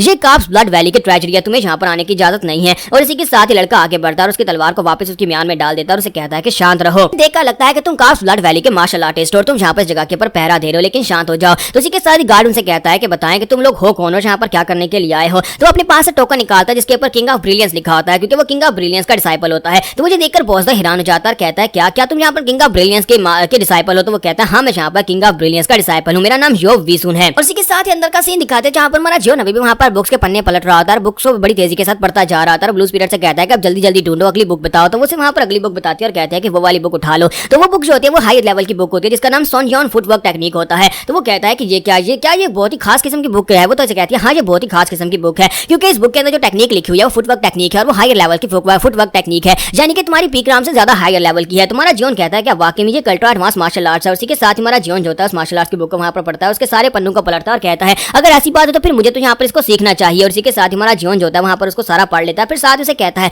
क्या यहाँ पर सोन जॉन फुटवर्क टेक्निक के अलावा कोई और भी अल्ट्रा हाई लेवल की मार्शल आर्ट्स की टेक्निक है? तो मुझे कहते हैं कि हाँ यहाँ पर एक और टेक्निक है जो कि यहाँ पर टाइगो फ्लो पाम टेक्निक है, लेकिन वो मुझे लगता है कि तुम्हें उसको नहीं सीखना चाहिए, वो बिल्कुल भी अच्छी नहीं है। इसके लिए यहाँ पर तुम्हारे लेवल को कम से कम एवोल्यूशनरी डाम में पहुंचना चाहिए, तभी तुम जाकर उस टेक्निक को परफॉर्म कर पाओगे, वरना वो टेक्निक जो है उसकी बैकलैश की वजह से तुम खुद को जख्मी कर सकते हो। तुम्हारा जॉन उसे कहता है कि तो फिर भी मैं यहाँ पर उसको मास्टर करूंगा। तो मुझे कहती है लेकिन क्यों, मैंने तुम्हें कहा ना कि वो तुम्हारे लिए ठीक नहीं है। तो जॉन कहता है क्या पता कभी उसे यूज करना पड़ जाए। क्या तुम्हें पता है कि जोंग ने एक बार कहा था लोग किसी सेक्टर के बंदे को पहचानना चाहते हैं तो उसकी बॉडी के ऊपर स्कार्स के साथ भी उसको पहचाना जा सकता है। अगर कभी ऐसी सिचुएशन आती है कि मुझे इस टेक्निक को यूज करना पड़े और किसी को दिखाना पड़े कि मैं वुडेंग सेक्टर का डिसाइपल हूं, तो फिर मैं यहाँ पर इस टेक्निक को परफॉर्म करके साबित तो कर पाऊंगा। इसके साथ हमारा जॉन उस बुक को भी वहाँ पर पढ़ लेता है। तो ब्लू स्पिरिट कहती है कि ये बंदा तो वाकई में एक मॉन्स्टर है। इसके साथ हमारा जॉन जो होता है जब वहाँ पर से नेक्स्ट बुक को उठाता है तो उस बुक के ऊपर वहाँ पर ब्लड पड़ा होता है। तुम्हारा जॉन कहता है तुमने तो कहा था कि यहाँ पर सारी कॉपीज पड़ी हुई हैं, फिर यहाँ पर इस बुक के ऊपर यहाँ पर ब्लड क्यों लगा हुआ है? ऐसे देखकर लगता है ये ओरिजिनल है। तो उसे कहते हैं कि हाँ ये ओरिजिनल है, क्योंकि इसको बुक को देखकर ही पता चल रहा है कि ये ओरिजिनल है, क्योंकि इसके ऊपर ब्लड लगा हुआ है। जॉन उसे कहता है कि अगर वो लोग यहाँ पर कॉपीज रखने वाले थे तो कम से कम यहाँ पर इस बुक को साफ करके रखते, या फिर इस बुक को यहाँ पर इसके ऊपर से ब्लड को हटाकर इस जगह के ऊपर रखते, या फिर इसकी कॉपी बनाकर रख देते। तो वो उसे कहती है लेकिन ओरिजिनल होती है। तुम्हारा जॉन कहता है वो क्यों? उसे कहती है क्योंकि ओरिजिनल बुक्स जो होती हैं वो बुक्स यहाँ पर बहुत ज्यादा खास होती हैं, इसी वजह से यहाँ पर इस बुक को नहीं मिटाया गया, इसके ऊपर ब्लड के साथ इसको यहाँ पर रख दिया गया है। तुम्हारा जॉन जो होता है वहाँ पर उस बात को समझने में लगा होता है कि उसने यहाँ पर ये क्यों कहा कि ओरिजिनल बुक्स जो होती हैं उनकी अपनी वैल्यू होती है और उनके ऊपर अगर ब्लड भी लगा हुआ है तो वो भी वहाँ पर मार्शल आर्ट्स को दर्शाता है। हमारा जॉन वहाँ पर से एक बुक उठाता है जिसके ऊपर मैंने बताया था कि ब्लड लगा हुआ था, लेकिन असल में वो ब्लड नहीं होता बल्कि स्याही लगी होती है, क्योंकि उसकी राइटिंग के दौरान वहां पर स्याही गिरी होती है। तो हमारा जियोन इस वजह से कह रहा था कि इसकी गंदी कॉपी यहाँ पर रख दी गई, इसकी साफ कॉपी बनाकर क्यों नहीं रखी गई। तो यहीं पर ब्लू स्पिरिट उसे कहती है कि इन जितनी भी स्ट्रोक्स इसके ऊपर लगी हुई है, जितना भी इसके ऊपर गंद पड़ा हुआ है, ये सारी की सारी ओरिजिनल है और ओरिजिनल का अपना एक महत्व होता है। तो हमारा जियोन जो होता है उस बुक को वहां पर देखने के बाद उसे वहां पर एनलाइटमेंट मिलना स्टार्ट होती है। तो उसे समझ आती है कि जहां पर जो स्याही गिरी हुई है वो गिरी ऐसी नहीं है, बल्कि यहाँ पर जानबूझकर गिराई गई है, क्योंकि इस बुक को अगर इसकी राइटिंग को समझा जाए और इसके यहाँ पर जिस तरह से लफ्ज लिखे गए उनको समझा जाए तो आपको एनलाइटमेंट मिल सकती है, और इसी के साथ ही वो एनलाइटमेंट स्टेट में चला जाता है। हमारा जियोन जैसे जैसे वहां पर उसकी राइटिंग को पढ़ रहा था उसे बिल्कुल ऐसी महसूस हो रहा है जैसे कि वहां पर मास्टर खुद वो सब कुछ लिख रहा है, उसके सामने, उसकी आंखों के सामने वो बंदा जो है जिसने इस बुक को लिखा था वो लिख रहा होता है, और साथ ही वहां पर उसका पेन पेपर के ऊपर चल रहा हो, वहां पर जहां पर स्याही गिरी होती है वहां पर से एनलाइटमेंट की जो रोशनी होती है वहां पर से निकलती है, और उसे वहां पर वो सब कुछ मिल रहा होता है, यानी वो जितनी भी टेक्निक होती है वो सारी की सारी उसे वहां पर महसूस हो रही होती है। हालांकि मिस ब्लू स्पिरिट ने उसे कहा था कि तुम्हारे लिए पाम टेक्निक जो है ये सीखना बहुत ज्यादा मुश्किल है, क्योंकि ये तुम्हारी जो पहले वाली टेक्निक्स उनके साथ कोरिलेट नहीं कर पाएगी। लेकिन हमारा जियोंग जो होता है वहां पर एनलाइटमेंट स्टेट में चला जाता है, जिसकी वजह से बड़ी आसानी के साथ उस टेक्निक को समझ जाता है। सिर्फ इतना ही है, बल्कि वहां पर जब वो ट्रांस स्टेज में जाता है तो वहां पर उसने बाकी की जितनी भी टेक्निक्स को थोड़ी देर पहले तक वहां पर रीड किया था वो सारी की सारी उससे समझ आना शुरू हो जाती है, वो सभी को समझना शुरू कर देता है। तो इसी के साथ ही ब्लू स्पिरिट से कहते हैं कि अब तुम यहाँ पर से आगे बढ़ो, मैं तुम्हें यहाँ पर एक और ओरिजिनल बुक के बारे में बताती हूँ। उसे वहां पर से आगे भेजती है जहाँ पर जैंग बेक स्वॉर्ड टेक्निक के नाम से एक तलवारबाजी की टेक्निक पड़ी होती है। वो उस बुक को निकालता है और उसको ओपन करता है, उसके अंदर एक पेपर भी पड़ा होता है। तो वहां पर उसको ओपन करता है तो उसके अंदर मूनलेस स्वॉर्ड, मून और साथ में एक स्पेशल टेक्निक जिसे मून वाइट शैडो टेक्निक कहते हैं। तो वो इस तरह की टेक्निक वहां पर उसके अंदर लिखी होती है। तो वो उसे कहते हैं कि क्या तुम्हें पता है कि ये वाली टेक्निक जो है ये किसने लिखी थी, ये बहुत ही पावरफुल टेक्निक है, लूनार वेन की टेक्निक जैसी टेक्निक है, तलवारबाजी की टेक्निक अगर तुम सीख लेते हो तो उसकी मदद से तुम यहाँ पर लूनार वेन टेक्निक को भी मास्टर कर पाओगे। तुम्हारा जीवन जैसे वहां पर उस बुक को समझना स्टार्ट करता है, इसी के साथ उसकी बॉडी के अंदर जबरदस्त एनर्जी निकलना शुरू हो जाती है, और ब्लू स्पिरिट कहती है देखो तो देखो जरा, यहाँ पर ये फिर से एनलाइटमेंट स्टेट में चला गया, लगता है कि ये लड़का यहीं पर खड़े खड़े इसको मास्टर कर लेगा। तुम्हारा जीवन अपने हाथ में बुक लेकर वहां पर खड़ा होता है, बुक ओपन होती है लेकिन वो एनलाइटमेंट स्टेट में होता है, और इसी के साथ ही बाहर का सीन दिखाते हैं कि वो दोनों लड़की और लड़का जो होते हैं वहां पर बाहर वाले गार्ड को बाईपास करने के बाद अंदर आ जाते हैं, जहां पर गार्डियन उनसे कहता है कि तुम लोग कौन हो, जहां पर क्या कार्य हो। तो वो कहता है कि लगता है कि तुम जहां पर इस लाइब्रेरी के इंचार्ज हो। उसे अपने बारे में बताता है कि मेरा नाम जॉब वाइसन है और मैं किंग ऑफ ब्रिलियंस का डिसाइपल, और हम लोग यहाँ पर इस लाइब्रेरी में एक स्पेशल काम से आए हैं। तो ये बात सुनने के बाद मास्टर विजन भी काफी ज्यादा हैरान होते हैं और कहते हैं कि क्या ये वाकई में यहाँ पर किंग ऑफ ब्रिलियंस का डिसाइपल, अगर जो उसका डिसाइपल है तो फिर यहाँ पर क्या करने के लिए आया होगा, क्योंकि मैंने इन सभी के बारे में सुना है कि सभी लोग यहाँ पर लीडर क्लास के डिसाइपल्स हैं। इतनी यंग एज में इस लेवल तक पहुंचना ये बड़ी कमाल की बात है, और जो बंदा मुझसे ज्यादा स्ट्रॉन्गर है मैं यहाँ पर जबरदस्ती से रोक भी नहीं पाऊंगा। और इसी के साथ ही जॉब उसे कहता है कि हम लोग अंदर जा सकते हैं, तो गार्डियन से कहता है कि नहीं, रूल्स के मुताबिक तुम लोग यहाँ पर से नहीं जा सकते, चाहे तुम लोग यहाँ पर मास्टर किंग ऑफ ब्रिलियंस के डिसाइपल क्यों ना हो, फिर भी तुम लोग अंदर नहीं जा सकते। और इसी के साथ ही जॉब उसे कहता है क्या तुम्हें पता है कि मेरे साथ ये लड़की कौन है, और इसी के साथ ही वो अपने पास से टोकन निकालकर उसके सामने करती है। तो जैसे वहां पर गार्डियन उसका टोकन देखता है वो देखकर बहुत ज्यादा हैरान हो जाता है और कहता है कि ऐसा कैसे हो सकता है, और साथ ही उसके सामने अपना सर झुकाता है और उसे ग्रीट करता है, क्योंकि वो यहाँ पर इनकी जो पवेलियन है उसका मास्टर है, उसका डिसाइपल है, यानी कि फ्यूचर में वो यहाँ पर पवेलियन मास्टर बन सकती है। इसका मतलब यह है कि वो यंग मिस है, इसी वजह से उसके सामने अपना सर झुकाता है। फिर साथ ही वो कहता है कि यंग मिस आप यहाँ पर क्या करने के लिए आए हैं, और साथ ही वो सोच रहा होता है कि इस वुमेन के पास यहाँ पर जो टोकन है वो सिर्फ यहाँ पर पवेलियन मास्टर के डिसाइपल्स को ही दिया जाता है, और ये टोकन किसी और के पास बिल्कुल भी नहीं हो सकता। इस लड़की का लेवल जो है मैं इसको यहाँ पर बिल्कुल पहचान नहीं पा रहा, ये कौन से लेवल के ऊपर है। हालांकि ये बहुत ज्यादा यंग है लेकिन ये जॉब से भी ज्यादा पावरफुल लग रही है। इसी के साथ ही वो लड़की से कहते हैं कि आप हम लोग अंदर जा सकते हैं। तो मास्टर उन लोगों से कहते हैं कि प्लीज माफ करिएगा, पहले से वहां पर एक डिसाइपल है, उसका टाइम पूरा हो लेने दे, उसके बाद आप लोग अंदर जा सकते हैं। तो जॉब उसे कहता है कि मैं अच्छी तरह से पता है कि वहां पर पहले से एक डिसाइपल है, और हमें ये भी पता है कि उस डिसाइपल ने इस बार के कंपटीशन में 3 फर्स्ट पोजीशन को हासिल किया, इसी वजह से यहाँ पर लाइब्रेरी में आने का मौका मिला है। हम मेरी दोस्त जो है यानी कि हमारी जो यंग मिस है यहाँ पर उसी से मिलने के लिए यहाँ पर आई है। तो वो कहता है मैं इस बात को समझ रहा हूँ लेकिन आपको अंदर जाने नहीं दिया जा सकता, जबकि शिवा पर वो दोनों से बाईपास करके अंदर चले जाते हैं और उसे कहते हैं कि बस भी करो, हाँ यहाँ पर सिर्फ और सिर्फ एक स्टूडेंट को रिक्रूट करने के लिए आए हैं, हम उस स्टूडेंट से बात करेंगे और हम लोग उसे बिल्कुल भी तंग नहीं करेंगे, चुपचाप यहाँ पर से वापस चले जाएंगे। और इसी के साथ ही वो दोनों वहाँ पर से अंदर चले जाते हैं, जबकि हमारे जो मास्टर गार्डियन होते हैं वो सोच रहे होते हैं कि अब यहाँ पर कुछ बुरा ना हो जाए। उन दोनों के वहाँ पर अंदर आने के बाद वो लाइब्रेरी को देखते हैं और कहते हैं कि मैंने सुना था कि यहाँ पर इस लाइब्रेरी का लेआउट जो है वो हमारी पवेलियन की लाइब्रेरी के जैसा ही, और आज यहाँ पर पहली बार देखकर मुझे काफी हैरानी हो रही है। और इसी के साथ सेकंड फ्लोर के ऊपर उन्हें वहाँ पर हमारा जियोन दिखाई देता है जो बुक पकड़कर वहाँ पर हैंग खड़ा होता है। तो मुझे देखकर कहता है कि वो देखो, लगता है कि यही वो डिसाइपल है, वो ऊपर खड़ा है। और इसी के साथ ही मैडम उसे कहती है कि मुझे लगता है कि इस लड़के ने यहाँ पर ब्लड ट्रायल वैली के अंदर 3 फर्स्ट पोजीशन को हासिल किया, ये लड़का वाकई में काफी ज्यादा इंप्रेसिव होगा। तो जो अब उसकी बात सुनने के बाद कहता है कि मुझसे ज्यादा इंप्रेसिव तो बिल्कुल भी नहीं हो सकता, क्योंकि मैं किंग ऑफ ब्रिलियंस का डिसाइपल हूँ, जबकि ये तो सिर्फ और सिर्फ अभी एक चिकन है। उसकी मैडम उसे कहती है कि अच्छा ये बात है, मुझे लगता है कि फ्यूचर में ये भी यहाँ पर किसी हायर आपका डिसाइपल बन सकता है। तो ये बात सुनने के बाद जेलस होता है और कहता है कि मुझे ऐसा बिल्कुल भी नहीं लगता, क्योंकि इस लड़के को देखकर लगता नहीं है कि ये इतना ज्यादा टैलेंटेड है, क्योंकि ये सिर्फ और सिर्फ एक फर्स्ट रेट का मार्शल आर्टिस्ट है। और इसी के साथ ही वो ऊपर की तरफ देखता है जहाँ पर उसे पता चलता है कि वो एनलाइटमेंट स्टेज में है, यानी कि वहाँ पर वो हैंग हो चुका है, वहाँ पर किसी चीज को सीखने की कोशिश कर रहा है। और साथ ही वो हंसना शुरू कर देता है और कहता है कि मैं अभी जाता हूँ, जाकर उसे आपके पास लेकर आता हूँ। अब ये तो नहीं है कि आप खुद वहाँ पर उस लड़के के पास जाएंगी। तो मैडम उसे कहती है कि तुम्हें वहाँ पर जाने की जरूरत नहीं है और तुम्हें ये सब कुछ करने की भी जरूरत नहीं है, जबकि योग जंप करते हुए ऊपर चला जाता है और कहता है कि नहीं मैं खुद जाकर उसे लेकर आता हूँ, अब आप यहीं पर रुके, मैं उसे लेकर आता हूँ। और उसे रोकती भी है, लेकिन इसी के साथ ही वो जॉब जो होता है वो खुद ही जंप करके ऊपर चला जाता है। उसे अच्छी तरह से पता होता है कि वो एनलाइटमेंट स्टेज में, और इसी के साथ ही वो कहता है कि इसने यहाँ पर कोई भी रिएक्शन नहीं दिया। मुझे लगा ही था कि ये एनलाइटमेंट स्टेज में है, वरना अगर मैं यहाँ पर ऊपर जंप करके आता तो ये मुझे यहाँ पर सेंस कर लेता और मुझे रिएक्शन जरूर देता। तुम्हारा जीवन बुक को लेकर वहाँ पर बड़ी आराम से खड़ा होता है, बिल्कुल शांत होता है। जबकि जियो सोच रहा था अगर मैं यहाँ पर स्टेज में इस लड़के को जाकर टच करता हूँ तो या तो यहाँ पर की ब्लॉकेज में चला जाएगा या फिर यहाँ पर ये बहुत ही बुरी हालत में चला जाएगा, यानी कोमा में चला जाएगा, जहाँ इसकी कल्टीवेशन हमेशा के लिए ब्लॉक हो जाएगी। देखते हैं कि अब ये लड़का यहाँ पर क्या कर पाता है। अब यहाँ पर इस लड़के की अपनी गलती है कि ये यहाँ पर इस जगह के ऊपर इस तरह एनलाइटमेंट में चला गया, जबकि इसे पता होना चाहिए कोई भी किसी भी जगह के ऊपर से आकर इसको डिस्टर्ब कर सकता है। और शिव आगे बढ़ता है, जाकर अपना हाथ उठाकर उसको वहाँ पर टच करने लगता है। जैसे वो उसे टच करने लगता है, ब्लू स्पिरिट जो होती है उसे वहाँ पर देख लेती है और कहती है कि अब ये कमीना कहाँ पर से आया जो कि यहाँ पर इसे की डेविएशन में भेजने की कोशिश कर रहा है। और वो कहती है कि अब मैं क्या करूँ, क्या मैं जियोन को यहाँ पर जगा दूं। जैसे वो जियोन को वहाँ पर से जगाने लगती है, इसी के साथ ही हमारा जियोन जो होता है वो खुद ही अपनी आंखें खोल लेता है, क्योंकि उसकी एनलाइटमेंट वहाँ पर कंप्लीट हो जाती है। जैसे उसकी एनलाइटमेंट वहाँ पर कंप्लीट हो जाती है, ब्लू स्पिरिट उसे कहती है कि अपनी राइट साइड के ऊपर देखो, और हमारा जियोन जल्दी से अपनी राइट साइड के ऊपर देखता है। जैसे वो राइट साइड के ऊपर देखता है तो वहाँ पर जियो अपना हाथ आगे की तरफ बढ़ा रहा होता है। तो जियोन अपनी बुक बंद करता है और उसे कहता है कि तुम यहाँ पर क्या कर रहे हो। तो वो आगे से वहाँ पर उसे कोई ठीक से जवाब नहीं दे पाता। और ब्लू स्पिरिट हमारे जियोन को बताती है कि तुम्हें यहाँ पर इंटरप्ट करने की कोशिश करने वाला था। तुम्हारा जियोन कहता है क्या मुझे इंटरप्ट करने की कोशिश करने वाला था, लेकिन उससे क्या होता। ब्लू स्पिरिट उसे कहती है कि यहाँ पर एनलाइटमेंट की स्टेज के दौरान किसी को इंटरप्ट किया जाए तो वो या तो की ब्लॉकेज में चला जाता है या फिर वो हमेशा के लिए कोमा में चला जाता है। तो मुझे लगता है कि इस बंदे का इरादा बिल्कुल भी ठीक नहीं था जब ये यहाँ पर ऊपर आकर तुम्हें टच करने वाला था। तुम्हारा जियोन उसे कहता है लड़के सच्ची बताना, क्या तुम्हें वाकई में पता था कि मैं यहाँ पर एनलाइटमेंट स्टेज में और उसके बावजूद तुम यहाँ पर मुझे टच करने वाले थे। तो जैसे हमारा जियोन उससे सवाल पूछता है तो ये बात सुनने के बाद जियो आगे से फिर से कोई सही से जवाब नहीं दे पाता, क्योंकि उसे पहले से पता था। इसी वजह से हमारा जियोन उसे कहता है इसका मतलब यह है कि तुम्हें पता था। और जैसे हमारा जियोन वहाँ पर बुक को अपने पास रख लेता है, इसी के साथ उसे एक जबरदस्त किक मारता और कहता है अब जबकि तुम्हें पता था और इसके बावजूद तुम यहाँ पर मेरे साथ बुरा करने की कोशिश कर रहे थे तो फिर तुम्हें यहाँ पर इसके कॉन्सिक्वेंसेस को तो फेस करना पड़ेगा। तो यहाँ पर हमारी एपिसोड 70 का एंड होगा और नेक्स्ट एपिसोड में देखेंगे क्या वो लड़की यहाँ पर बीच में आकर जियोब को बचाने की कोशिश करेगी या नहीं, ये हम लोग नेक्स्ट एपिसोड में देखेंगे।